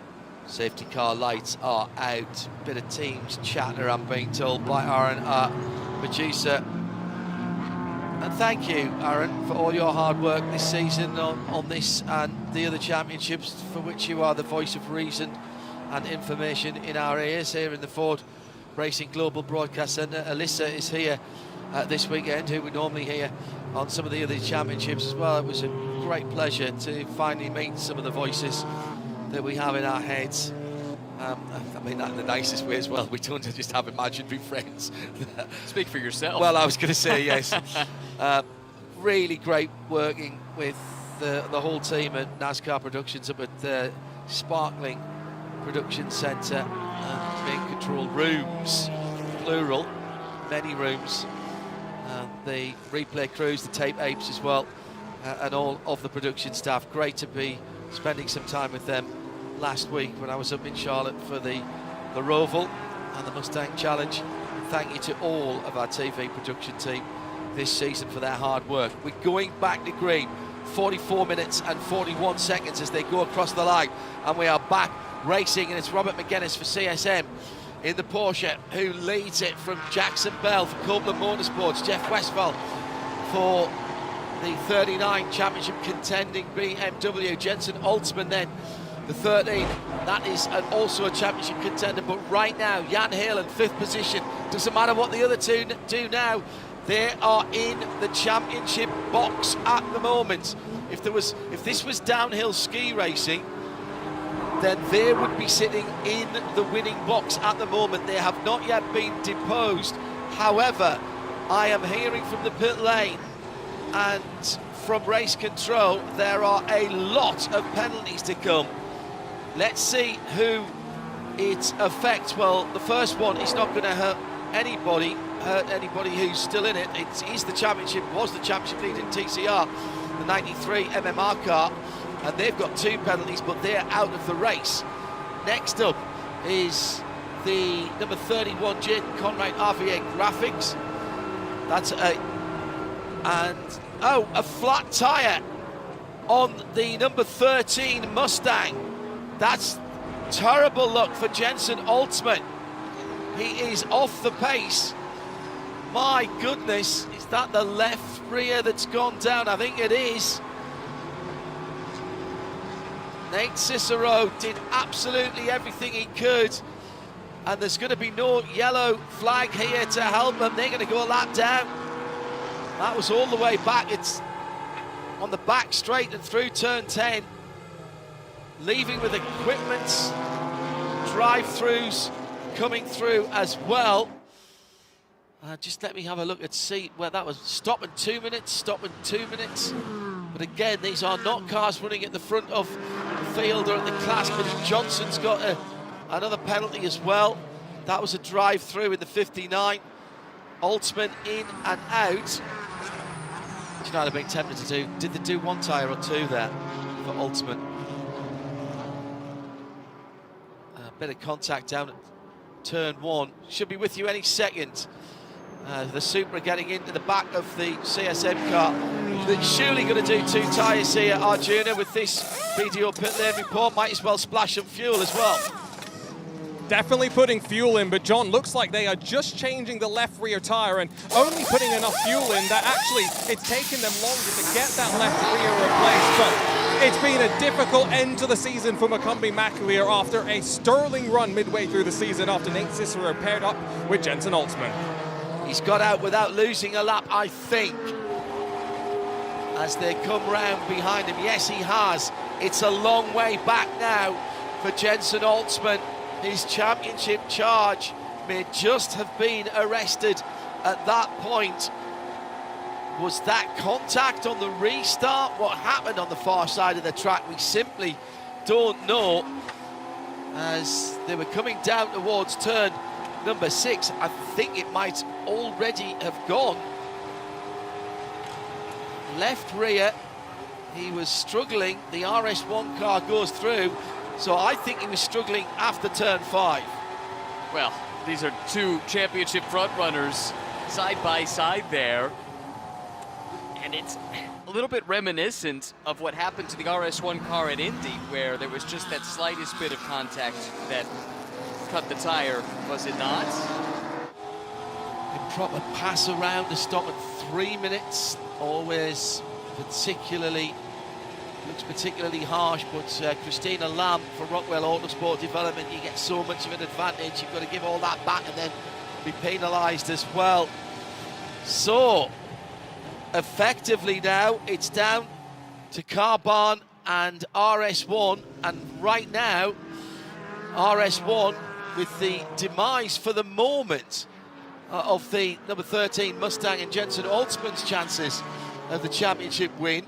He was the outsider in that RS1 move up to 5th position. No, they don't, because Michael Cooper's just gone by in Ibiza Farm, so they were in 4th. They dropped back to 5th after the McLaren's gone through. That's still enough for them, whatever happens with the number 39 BMW, which currently in the hands of Jeff Westphal is in 3rd position. They've got to win or see far more cars come past that RS1 Porsche. The other bad news for Carbahn is one of the cars that's running in the top 5, Robert McGuinness, they still owe a stop. They're on an alternate strategy. They pitted with 30 minutes into the race, so they're going on an hour almost on this stint, and we'll definitely have to pit again. So that's another position then for Halen and Mars to help them towards the championship. But independent of all the championship fights, we've got an uncorked Michael Cooper going for another win. Yeah. He was magic going to the checkered flag at Indy. Refueling on the stands, drive-through for Robert Liddell. He's taken that. Jaden Conwright has just put the fastest TCR lap of the race in the number 31 RVA Graphics Motorsport machine, 128.568. Ibiza Farm Motorsport hold the fastest lap in GS, with the McLaren and Michael Cooper having at least the cars turned to 126.392 as he goes up into 2nd place. And the problems, I think, for Halen, he just dropped 2 spots here coming down the pit straight. The last one's still under dispute, but he does lose it to the pink Mustang. Is there a problem for the 28 now? And I'm hearing there'd been contact between Michael Cooper in the Ibiza Farm Motorsports McLaren and Jensen Altzman, and that's been looked at. Now, did that cause the puncture? Because if it did, that is going to be a penalty if it is deemed incident responsibility. And I retract what I said. I got confused by the liveries. My mistake. That's Robert McGinnis who just dropped a bunch of... No, it isn't. No. I confused myself again. So Jan Heylen, did drop a couple of positions there. Wonder what's going on. Restarted. Once Jensen had gone in, he was up to 4th. He's now down to 6th. Right, yeah. And that is not enough to guarantee anything, at this stage. So, okay, it's all in play here. Jensen Altzman, 21st in class, 32nd overall, and is he just on the back of the lead lap? I think he is. Well, whatever was wrong for Heylen, he's back on the attack now, so that's good news. We can put that to the side for the moment. Doesn't have to do anything silly, because right now, his major competition, he can see 3 cars ahead of him. He's dropped back to 7th now. Sam Paley of Core Motorsports has gone through as well. So Jan Heylen, I think he's still okay at the moment. Yes, he is, because Carbon are only in 3rd. If Carbon wins, they'd have to be 1 further forward. But they're not winning right now. So no stress. They won't feel like that down on the RS1 pit wall though, Ryan. They will be stressing right now. Yes, they will. I think, again, the thing they have in their favor is there is 1 car ahead of them that still owes a stop, so that will give them 1 more position. They have the tiebreaker, so even if they finish 6th and Westphal and McAllister were to win, they would be even on points, but the tiebreaker would swing back the other way and help RS1 out to the title. So they're doing what they need to do. 1 car argues a pit stop, 1 car with the race control sword of Damocles over them as well for contact with Jensen Altzman. Jeff Westphal just dropping back from the leader, now 4 seconds behind the leader. Lost a couple of seconds over the last 3 laps. Michael Cooper has had the hurry up from the team and closes to within 2 seconds of Jackson Bell, and a new fastest lap of the race for the McLaren driver. Ibiza Farm Motorsports, 1.962, 1962, fantastic year. Birth of no issues reported for RS1, Arjun has just told me in my ear from our BDO pit lane report. 1:26.392, the new top time in GS.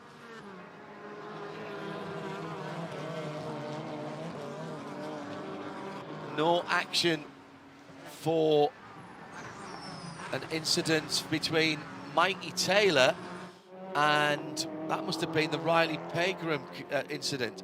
No action off. As I say, no action. That's another Audi. That's at the top of the hill at turn 3. Drivers right, and Ron Tomlinson in the 37 car. He shares with Megan. Has gone in, and he is pointing in the wrong direction, but trying to turn the car around without blocking the track. And actually, that's pretty heads-up driving. Precision supported machine. Bit of precision thinking and driving there from Ron. Points it in the right direction, gets going again at the top of the hill. Now, I sense that Jan Heylen is getting a little bit of pressure from behind here with Dylan McAfee in the Turner blue and yellow car. Behind that is Nolan Siegel, which is the team car to the car that they are racing for the championship. Right now, the championship still rests with that number 28 red, white and black RS1 Porsche. But there's a couple of angry BMWs backing up behind them. And Turner BMW, well, they've had the blue and white propeller for a very long time. And you've got to think that they would help if they can. They can't win the championship this year. Jeff Westphal and Robbie Foley battling further up the field. They're not going to take points away, surely, from another BMW team. No, you wouldn't think so. BMW not really in, I don't think, with a chance with the way they're running for the manufacturer's title.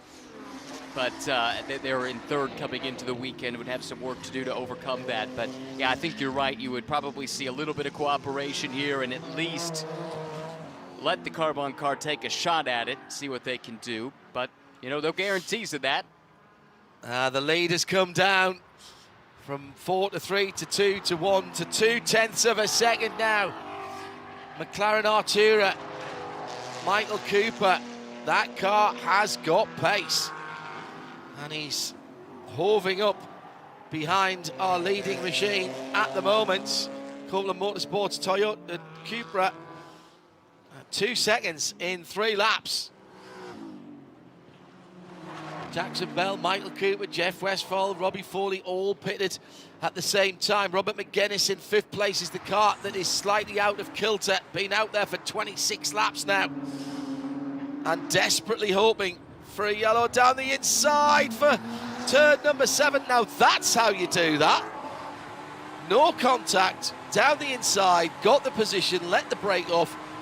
Beautiful move by Cooper. It does look like he's got a pace and certainly a grip advantage on that Jackson Bell driven Toyota. That was decisive and incisive for that matter, to the inside. Really left Jackson with no recourse. He was alongside all the way and Jackson just had to delay turn in and let Michael come on through. Meanwhile, a couple of BMWs, we talked about them a moment ago, duking it out here. 96 and 39, and actually that is 96 through. They've gone through. On the 39, that demotes them down to 4th, which, I mean, it doesn't really matter. They need to win, realistically, with RS1 running so well. Significant there as well. Ahead of the turn of BMW, Jeff Westphal, is Jensen Altman, who has now dropped off the lead lap, so could not stay ahead. That was a very good move for the lead. That might be a Michelin moment of the race contender for GS. What a way to win a race if that's how you're going to do it. All the way down the inside and clearly seen in the right-hand door mirror of Jackson Bell. He stays on the racing line, just a little dab of the brakes in the middle of turn 6. I think he went into 6 a little bit too quickly. That cost him exit speed. And Michael Cooper needed no further invitation. Thank you and good night. And already he's pulled out the better part of a second. So, me thinking the BMWs would play nicely together. That's gone out the window. We've turned a BMW up to 3rd position. But as you say, without a win, the Carbon with Paragon number 39 isn't in with a shout. No, not with Jan Halen placed where he is. He's really in the one position where... Oh, the leader's made contact down at turn 10A, the championship leader, I should say. That's going to lose them a position, and it's a significant one because that is the other Carbon car, and here comes the other BMW. Now, that is Jan Halen doing something that right then he didn't need to do, and it's cost him 1 position. Is there any damage to the right front of that RS1 machine? There was contact, and race control may well want to look at that because Sam Paley did get a thump down at turn 10A. Now, it didn't lose him a position, and maybe that will stand in the plus column for RS1 and Jan Halen. Jan was on the right-hand side coming down into turn 10. He cuts back to the inside very, very late. And really, that could have gone so much worse for both of them because if he turned that car around, he would have got a penalty. Yep, and there's a look at Luca Mars peering off into the distance. He's watching this. Oh, you can only imagine the emotions going through his head in that moment. This is nip and tuck stuff right now as they run. It's a 50-point gap, but the RS1 car is dropping backwards. Yeah, you've got to wonder about any kind of damage there. He's got the road blocked ahead of him. Jan Halen can't get through. Mustang to the left, BMW to the right, BMW behind him as well. And there's an AMG coming through as well. That's Dan Arrow coming through. This is going from bad to worse for RS1 at the moment. Can they hold on to this championship lead? The BMW, the Turner BMW gets a decent run out of the last corner, heading down to turn 1. Can't make the pass. There'll be all kinds of chatter on the radio. Heyland looks to be all right. It's a much smaller car, smaller footprint than those around it. It almost looks like it should be in a different class because it barely comes halfway up the side of the Mustang and the BMW in terms of its height. And once again, the BMW close right up behind him. That's Dylan McIvern in the mostly yellow and blue Turner BMW, and here comes Dan Arrow. He wants a part of the action. Oh, we're having a battle. I'd like to have some fun. Behind that, there's more cars as well, with Pat Wilmot and Matt Plun and Morgan Burkhart's right there as well. Now, one slip here by Jan Heyland might cost 3, 4 or 5 places. He can lose 5, and then it would be tied as they run. And as far as I can tell, tiebreaker goes to Heyland and Mars. But you can't lose much more than that, and that also would require Jeff Westphal not to gain any spots. Oh, he's got the same place, and this time Sam Paley has to back out of it and makes the position. The side-by-side, and Paley comes into contact with the number 95 Turner BMW that was going round the outside at 10B. There's damage to that car, and Dylan McIvern sitting in the middle of the road. That's a horrible place to be. Now, that will be looked at. I'm going to say now, I think that's a racing incident because Sam Paley is trying not to hit the championship leader. Sure. And gets pushed offline onto the dirty part of the track.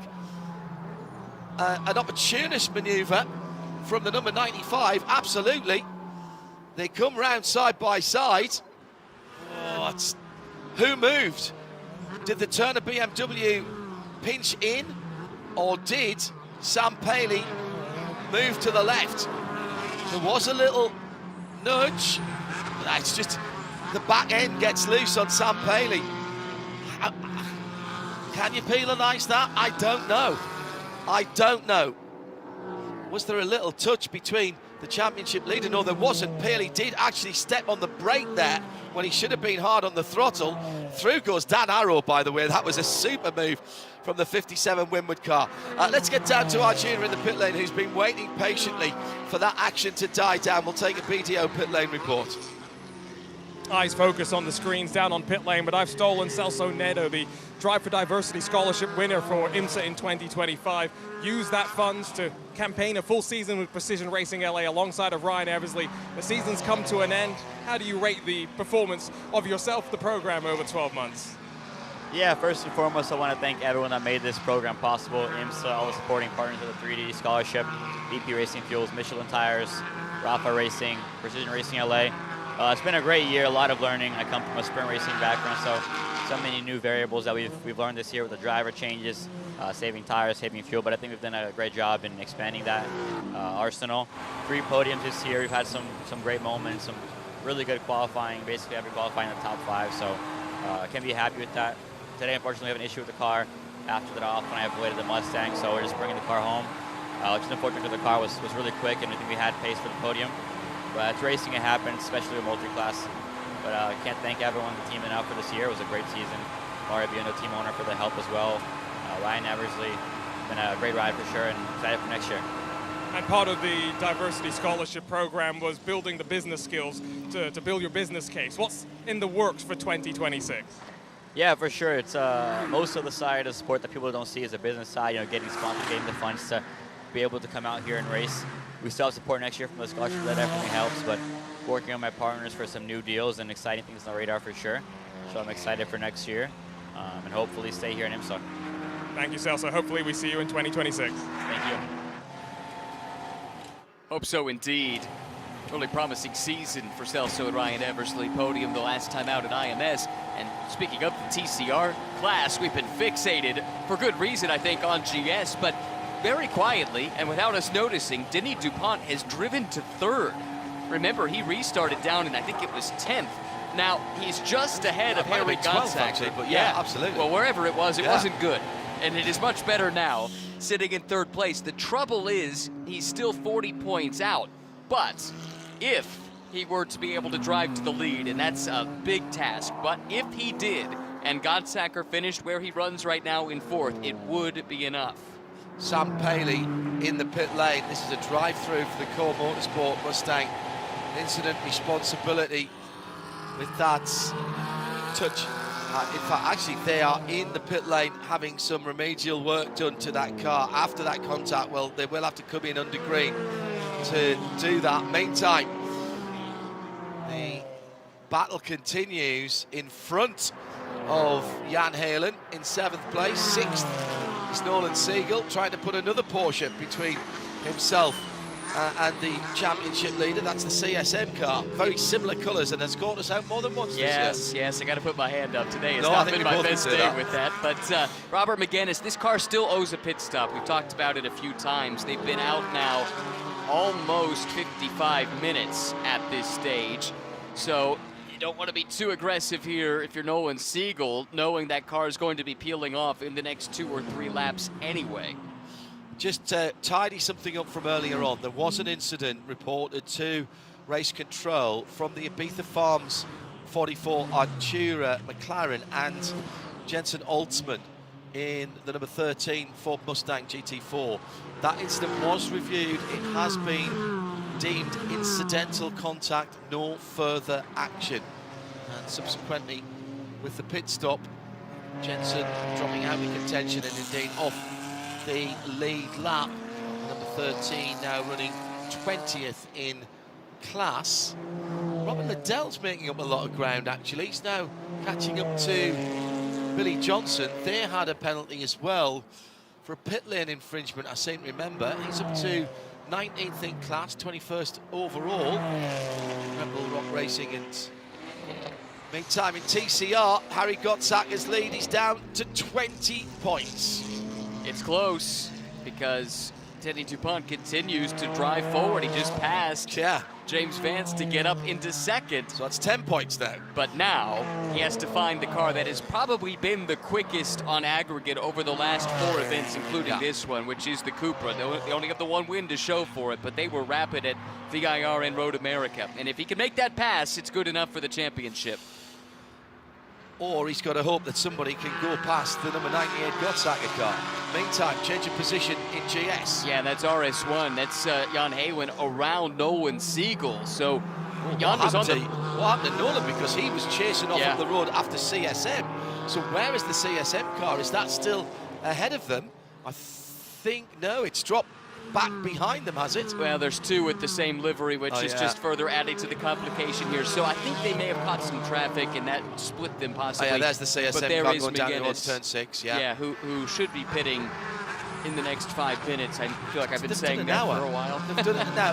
There were 8 laps in the middle of that were behind the safety car. True. So that can extend that a little, but I don't see any way they could make it to the finish without a bunch of help. So Jan Halen back up in the 6th position. It's where that car started, the number 28 red, white and black Porsche. Not the first Porsche going down the back straight at the moment, but the one that's in front of the grey and green BMW, which is defending from Dan Arrow in the red and blue AMG, Porsche, BMW, AMG, Mercedes, Porsche, that little group of 4 under the Fox Factory Bridge and down towards the final corner. Turning hard right, riding that bump. Oh, on the curb for Nolan Siegel. And that upset the BMW from Carbon. Is there an opportunity for Dan Arrow to somehow get through? I don't think so, but the BMW actually got a better run through turn 1.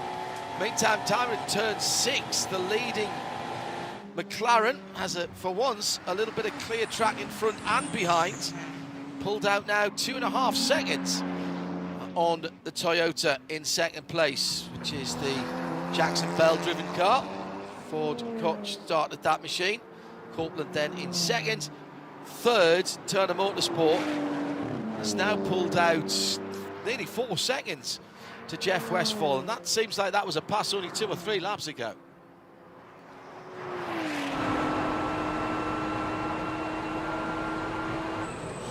Down towards turn 10A for the Supra. And there was a little pause there as we are still trying to do arithmetic on the fly. 18.5 minutes to go. Right now, RS1, if not a hand, maybe a couple of fingers on the trophy. You can't say with any certainty what is going to happen. Jan Heelan's got an absolute railway train of charging cars behind him. Nolan Siegel, Dan Arrow, Morgan Burkhardt, Matt Plum, and Nolan Siegel. What just changed there? Morgan Burkhardt's gone ahead of Dan Arrow, I think. No, maybe not. Let's see if we can visually work that one out. Matt Plum coming at them as well there in the Team TGM Aston Martin advantage. Can they have a better finish to the year in that number 4016? Hearing that Caio Chavez for Pan Am Motorsport, oh, what a story that might have been. The Toyota GR Supra, that car behind the wall for Pan Am. Not been their weekend, has it? They've been fast, qualified second, got sent to the back with the technical infraction after qualifying and a couple of penalties here, and now something else evidently forcing them to retire what's been a quick race car all season. What I was trying to check on a moment ago was, is Denny DuPont making any meaningful headway on Tyler Gonzalez? And he's chipping away at it. He's got it down under 5 seconds, but it's tenths of a second here or there, and he needs whole heaps of seconds to get there and make the pass that can help him win a championship. Fairly recently, he had to deal with Robin Liddell going by him, and Robin Liddell is now right on the tail of Tyler Gonzalez, trying to get past the TCR leader and get after Billy Johnson, who's some 4 seconds further up the road, get another position. So that might slow Tyler Gonzalez down a wee bit. Meantime, Robbie Foley, 3rd position, through to turn 5 in the yellow and blue number 96. Beneficiary of someone pulling off in the race for him, of course, won the championship by doing that. Does he return the favour to Jeff Westphal if that becomes important, if Heelan drops down a couple or 3 positions? I don't think so. And the reason why is Beltray Curtis, his teammate, Baylor University Bear, is making his debut here this weekend, and it would be a remarkable thing to finish on the podium. And I think ultimately Turner's got to think about themselves first and foremost. Right now, that position doesn't matter. It could potentially if a bunch of things happen, but right now, it wouldn't be enough to help the sister BMW team anyway. 5 cars that you could throw a tablecloth over on the back straight. And Jensen Ultimate right in the thick of that as BMW, Ford, Porsche and Toyota all in the mix going down to turn 10A. That is Stephen McAleer for Autotechnics BMW coming through there, the number 27. So Jensen about to be lapped by these cars. This could get very untidy very quickly. When we saw that, all 5 cars there in a gaggle, I thought surely one of these has to be a TCR car that's bunched them all up, but nope, it's not. That's how close GS can be in Michelin Pilot Challenge. Right in amongst that, the number 19, Gregory Leofouge, Stephen Cameron Racing car. That's the Racing to End Alzheimer's machine with all the names on the car. Great awareness campaign and fundraising campaign. If you're not sure about that, look it up. An insidious disease. See a little bit of a touch there from the Liquid Molly Porsche, the number 17 car driven by Michael Taylor. And he's now right alongside Jensen Ultimate. It's not been the American Drivers' Day either. Nate Cicero did his best for his teammate, led early on, dropped into second. They were looking reasonable early on. They were outside chance in fairness. But then that cut tyre on the restart after the safety car. Jensen into the pits, fighting valiantly to try and stay on the lead lap. ultimately a fight that has been in vain, and it looks like third position will be the reward for a hard season of racing. At the front of TCR, it's still just on 4 seconds between Tyler Gonzalez and Denis Dupont. Dupont's making a race of it, you've got to say that, in that number 76 Hyundai, and then behind another good scrap. It is, and if Godsacker could make this pass on Vance, it wouldn't matter if Denis Dupont caught and passed Tyler Gonzalez. So this could be Harry Godsacker taking his fate into his own hands, trying to move up into third place and effectively sealing the deal. But what goes through your mind there if you're Harry Godsacker? I can win the championship with this pass. I get pushed off the track, I could lose the championship with an attempted pass. Risk versus reward. It has to be an absolutely nailed on, stone dead, no problem pass. As they run now, yes. But if Dupont were to take the lead, then you want to be in a position where you can make that Hail Mary attempt if you have to. Yeah, that's a fair point. So this could just be about Harry staying in close contention, in close proximity, so that if he gets the word, yep, Dupont's to the lead, you gotta go, then at least he's in position to make the lunge. Some time ago, I was loaned by Hyundai UK, a sort of the predecessor of this car, the i40N, the notchback, the saloon car, and I took it to Spa for a race that we were covering.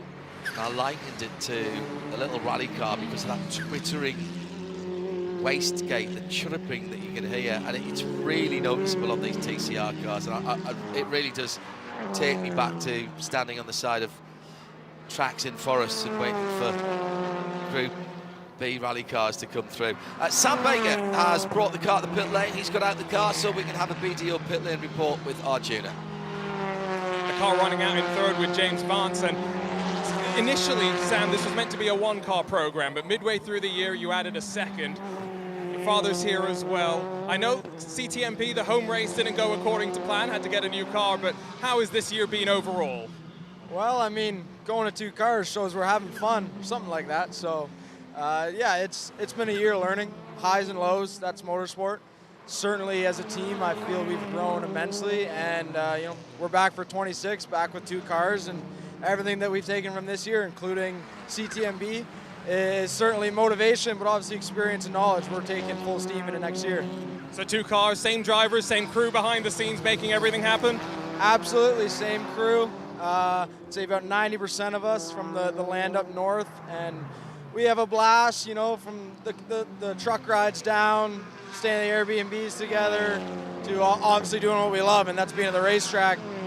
It's like a little family, you know. I mean, Baker Racing's the name of the team. It's the name my dad and I share, but I'm honored and so proud to call every one of these crew members an honorary part of our family. They bleed Baker blue, so we love it.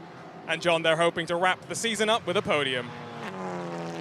Chance as well, absolutely.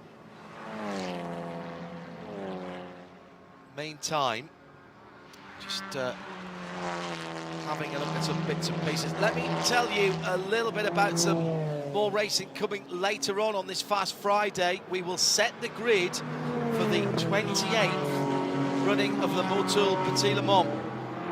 4 qualifying sessions of 15 minutes each, live in sound and vision, whether you're here in the US or further afield, via the IMSA official YouTube channel.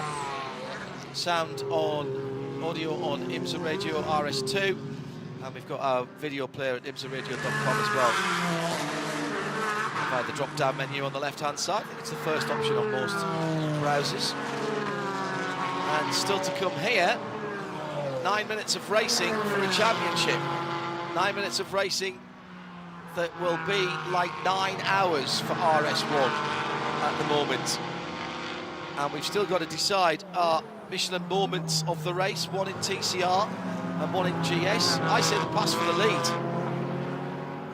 With the Ibiza Farms car and Michael Cooper there, I'll put that one out there straight away. I thought that was very clean.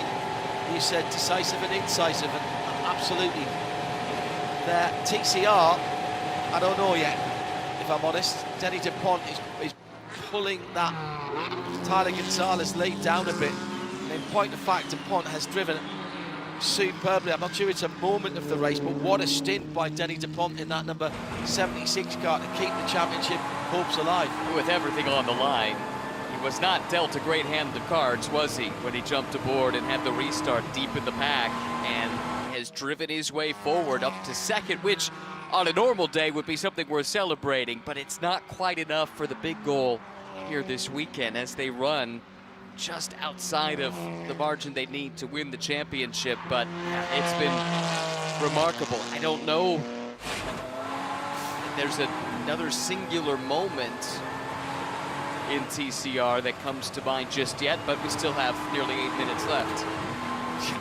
Everything can change. I've heard it, if you haven't been with us before, our Michelin moment of the race. A race-defining moment from each of the classes. It's Brian Marine and me, John Hindhoff, in the Ford Racing Global Broadcast Centre around the world on RS2 and IMSA Radio and IMSA TV together here at Road Atlanta FM 98.1 on your FM dial. Jackson Bell goes through, puts a lap on the Eddie Gore bright orange Cupra. It's a good run from them again, you know. 7th position for that team. A father and son outfit, 28 seconds off the lead. They were the pathfinders with that brand, with Cupra, and they made people sit up and take notice. And the Gonzalez Racing team, you know, had that car not been there, would they have considered it? Maybe, but I don't know. I was going to say the same thing. I agree completely. They showcased what the car was capable of in the first half of the season, and I'm sure it made it an easier proposition to make the switch midstream for Victor and his team, which came with, as you would expect, a few hiccups the first couple of weekends, but pretty quickly they got on top of it, got that car up to pace, and actually I think both sides of the Cupra camp benefit from this, having multiple cars involved in the championship here in the second half of the year. What a drive this has been by Michael Cooper, and in fact, what a team effort. We know this McLaren is fast. Cards haven't always fallen kindly for this team. It's great to have the brand here, and the Beether Farm Motorsports have added a little bit of a pizzazz to the paddock. Meantime, this battle in TCR continues. Gottsaka keeping the number 52 of James Vance and Baker Racing in sight. Gottsaka at the moment does not have to pass that car, and that's what the team will be telling him. No silly moves. Jan Halen, 5th position, no matter what happens ahead of him now. He's fine, and he's got about 7/10 of a second in GS, in that 8/10 of a second over Nolan Siegel, who has tried to help his teammate. You've got to say that. Lap times going out as we thought they would, as the team said they would, but no late safety car to jumble up and have someone take a new set of Michelins. Gottsaka playing the right game here. And this is about control, it's about no risks, not following right on the tailpipes of that Audi ahead of him. You don't want to get caught up if, and I'm not suggesting that James Vance would make a mistake in that Liquid Moly sponsored car, because he's a very experienced driver, but maybe a mechanical, something goes wrong, the engine stalls and you run into the back of him and do your radiator. That sounds mildly ridiculous, perhaps you think, but those things have happened. We've called that those sort of things happening in the past.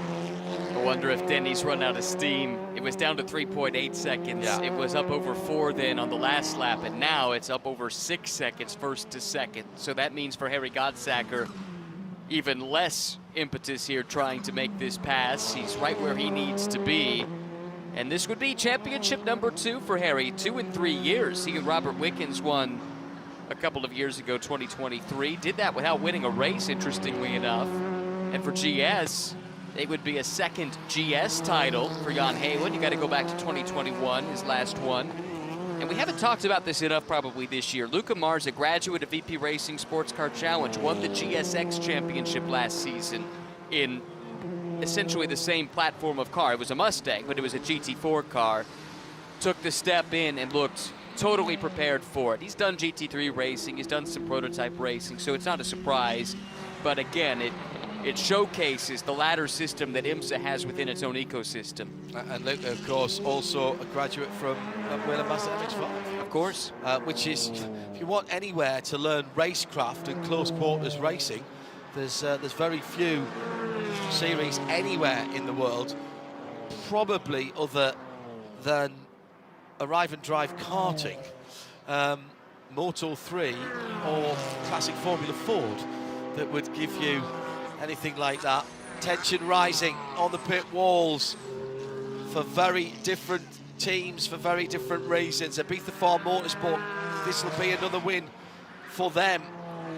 Meantime, RS with Siegel sitting there, able to pounce. 2 to go as they come through, goes down the inside. And Jan says, you know what, you want the position, I'm not sitting in front of you.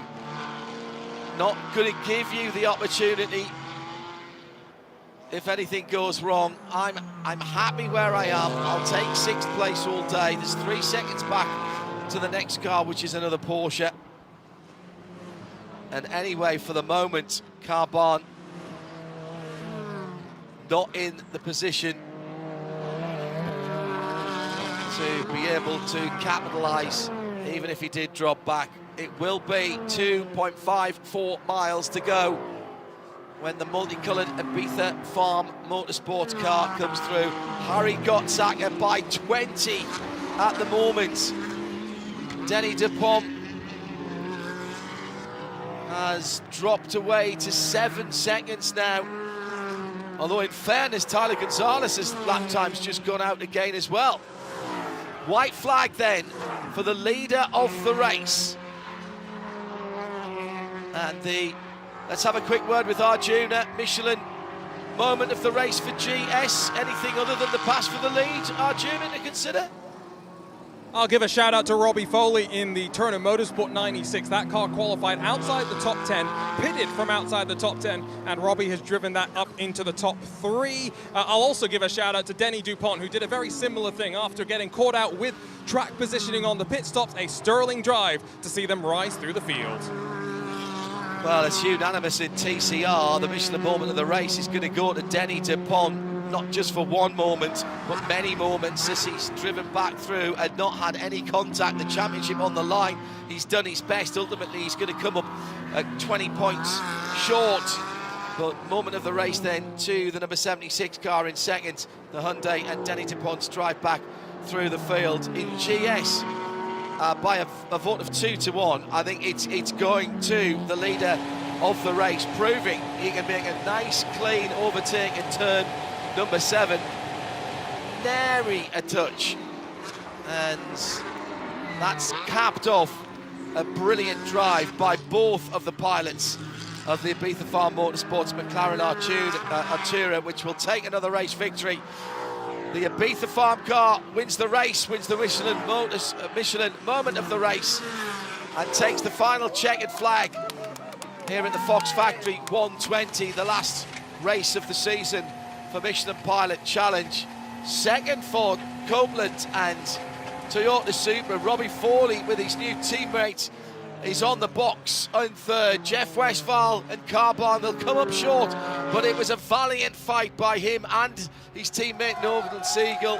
But across the line now, Jan Heylen goes through 6th position, more than enough to take the 2025 GS Championship. Arjuna has this PTO pit lane report. I've got race winner Moisey Uretsky, a big smile on his face, because race winner at Daytona, race winner at Indy, and race winner at Road Atlanta in the Sabetha Farm Motorsports 44. Yeah, it's unbelievable. I mean, it's been an amazing season. Again, it's all credit to the team. We have a great group of people here. Everyone's been working their butts off, and it's just been fantastic. And it's great to see these results, especially at the last race of the season. It's basically like our home race because the team is 10 minutes away, just outside of Road Atlanta. So it's been an unbelievable season. Congratulations. We'll see you at Daytona. Yes, sir, we will. And back with the McLaren. Can't wait to do it all over again. Thank you very much. Waiting for Tyler Gonzalez to bring home the TCR winning car. In fact, he has crossed the line. And also going through the line now in the number 98. Appropriate that Harry Gottsacker brings it home, because he on his own is the champion because of a bit of a rotating roster of core drivers. So fourth was enough. The 20 points deficit unable to be made up by Denny DuPont. Couldn't get to Tyler Gonzalez at the end of the race. In fact, Denny DuPont, let's quickly go down to Arjuna before we hit the championship winners. He's another race winner. Eric Powell, it is back-to-back wins for Victor Gonzalez Racing Team in the Cupra. What a way to close out 2025. Yeah, definitely. Man, I can't say enough about this team. You know, we've battled diversity all year long, and to finish the season with 2 wins in a row is pretty incredible. I mean, the Cupra, wow, the car's awesome. It's fast, but so drivable, and you know, a lot of people were commenting on my qualifying laps yesterday, but surprisingly, it wasn't that dramatic in the car. So, yeah, I love driving this car. I was glad to go out there and lead the first stint, and you know, Tyler's awesome and just brought it home for us, so couldn't be happier. Congratulations. Thank you. Well, just proving how tight it was and how close to potential disaster for RS1. A big donut on the side, the right-hand side, just behind the Michelin tyre, and the driver's or the passenger door mirror, the right-hand side door mirror, folded in there from contact, from side-to-side contact. That might have been that lunge on the core Mustang. I think so. Midway through Jan's stint. And there were a few moments where it looked like it could have all unraveled for RS1, but it didn't. Were they that tight on fuel? Could it be? Or maybe Jan wants to celebrate. Hard to say. Maybe both. They're not mutually exclusive, but fantastic result. Let's hear from Luca Mars, crowned as champion with that 6th place results with Jan Halen. They are the GS champions.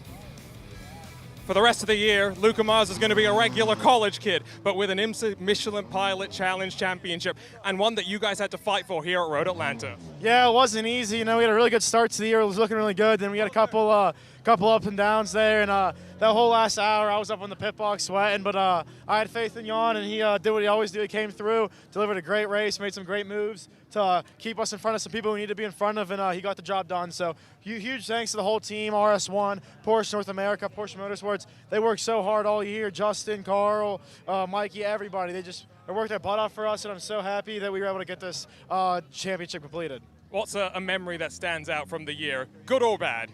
Probably the first win, honestly. That was my first win in IMSA, and it was just got to do it with all the guys, so it was a great feeling for me.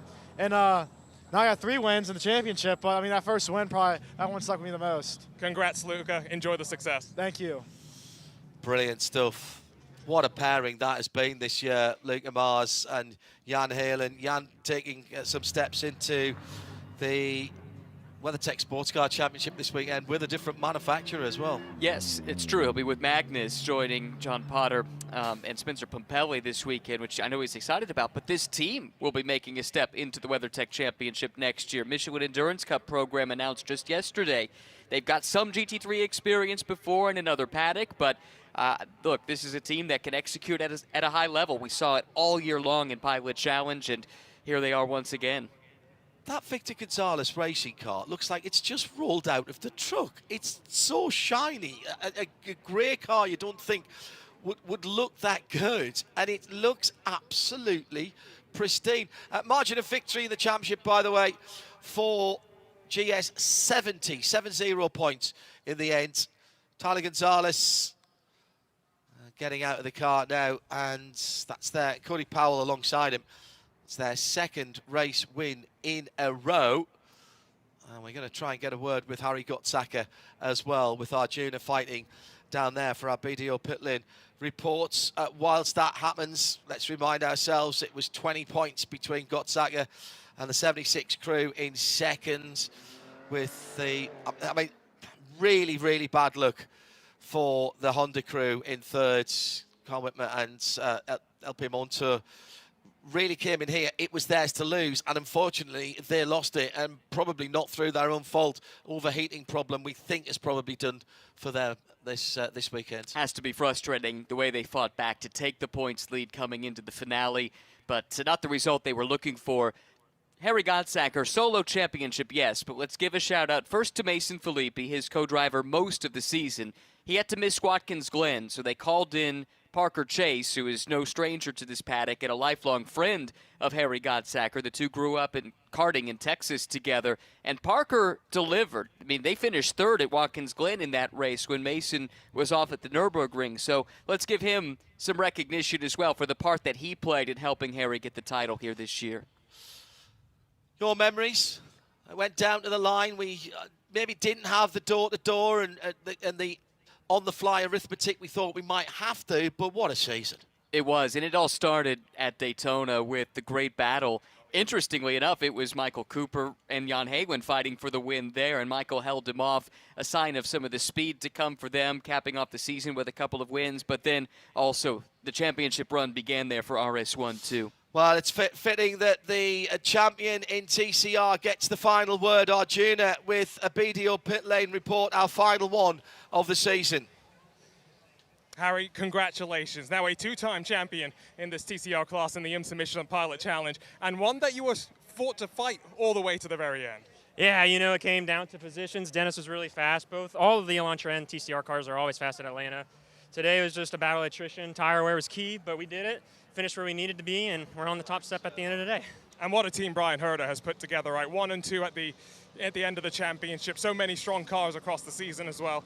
What's it like to be part of this program? It's a big family, man. I can't thank Brian, Sean enough for everything. Ross, I've been working with them for a lot of years now, and they really, truly feel like a family to me, and I'm just so happy to be able to bring home a championship for them again. Congrats, enjoy it. Thank you. And there is the season end, our final BDO pit lane report.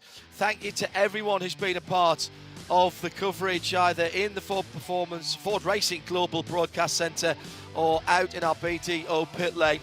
The biggest thanks from my point of view goes to our production crew on site at Concord, at London, and of course the drivers and teams of the Michelin Pilot Challenge for 2025. Without their support in the pit lane, without their help in the paddock, without the access that they give us, we simply can't tell the stories that we have this year to paint the pictures for you all here at the track or further afield. It's been another cracking season. I'm already wishing my life away to the start again next year, when the 4-hour race at the start of the season will kick it all off. Another Friday race at Daytona at the Rolex 24. I hope you can join us for that. For now, we celebrate the champions, Jan Hagelin and Luca Mars in GS and Harry Gottsaka in TCR. Thanks for being with us from the Ford Racing Global Broadcast Centre. I'm John Hindhaugh for the whole crew. That was Michelin Pilot Challenge for 2025.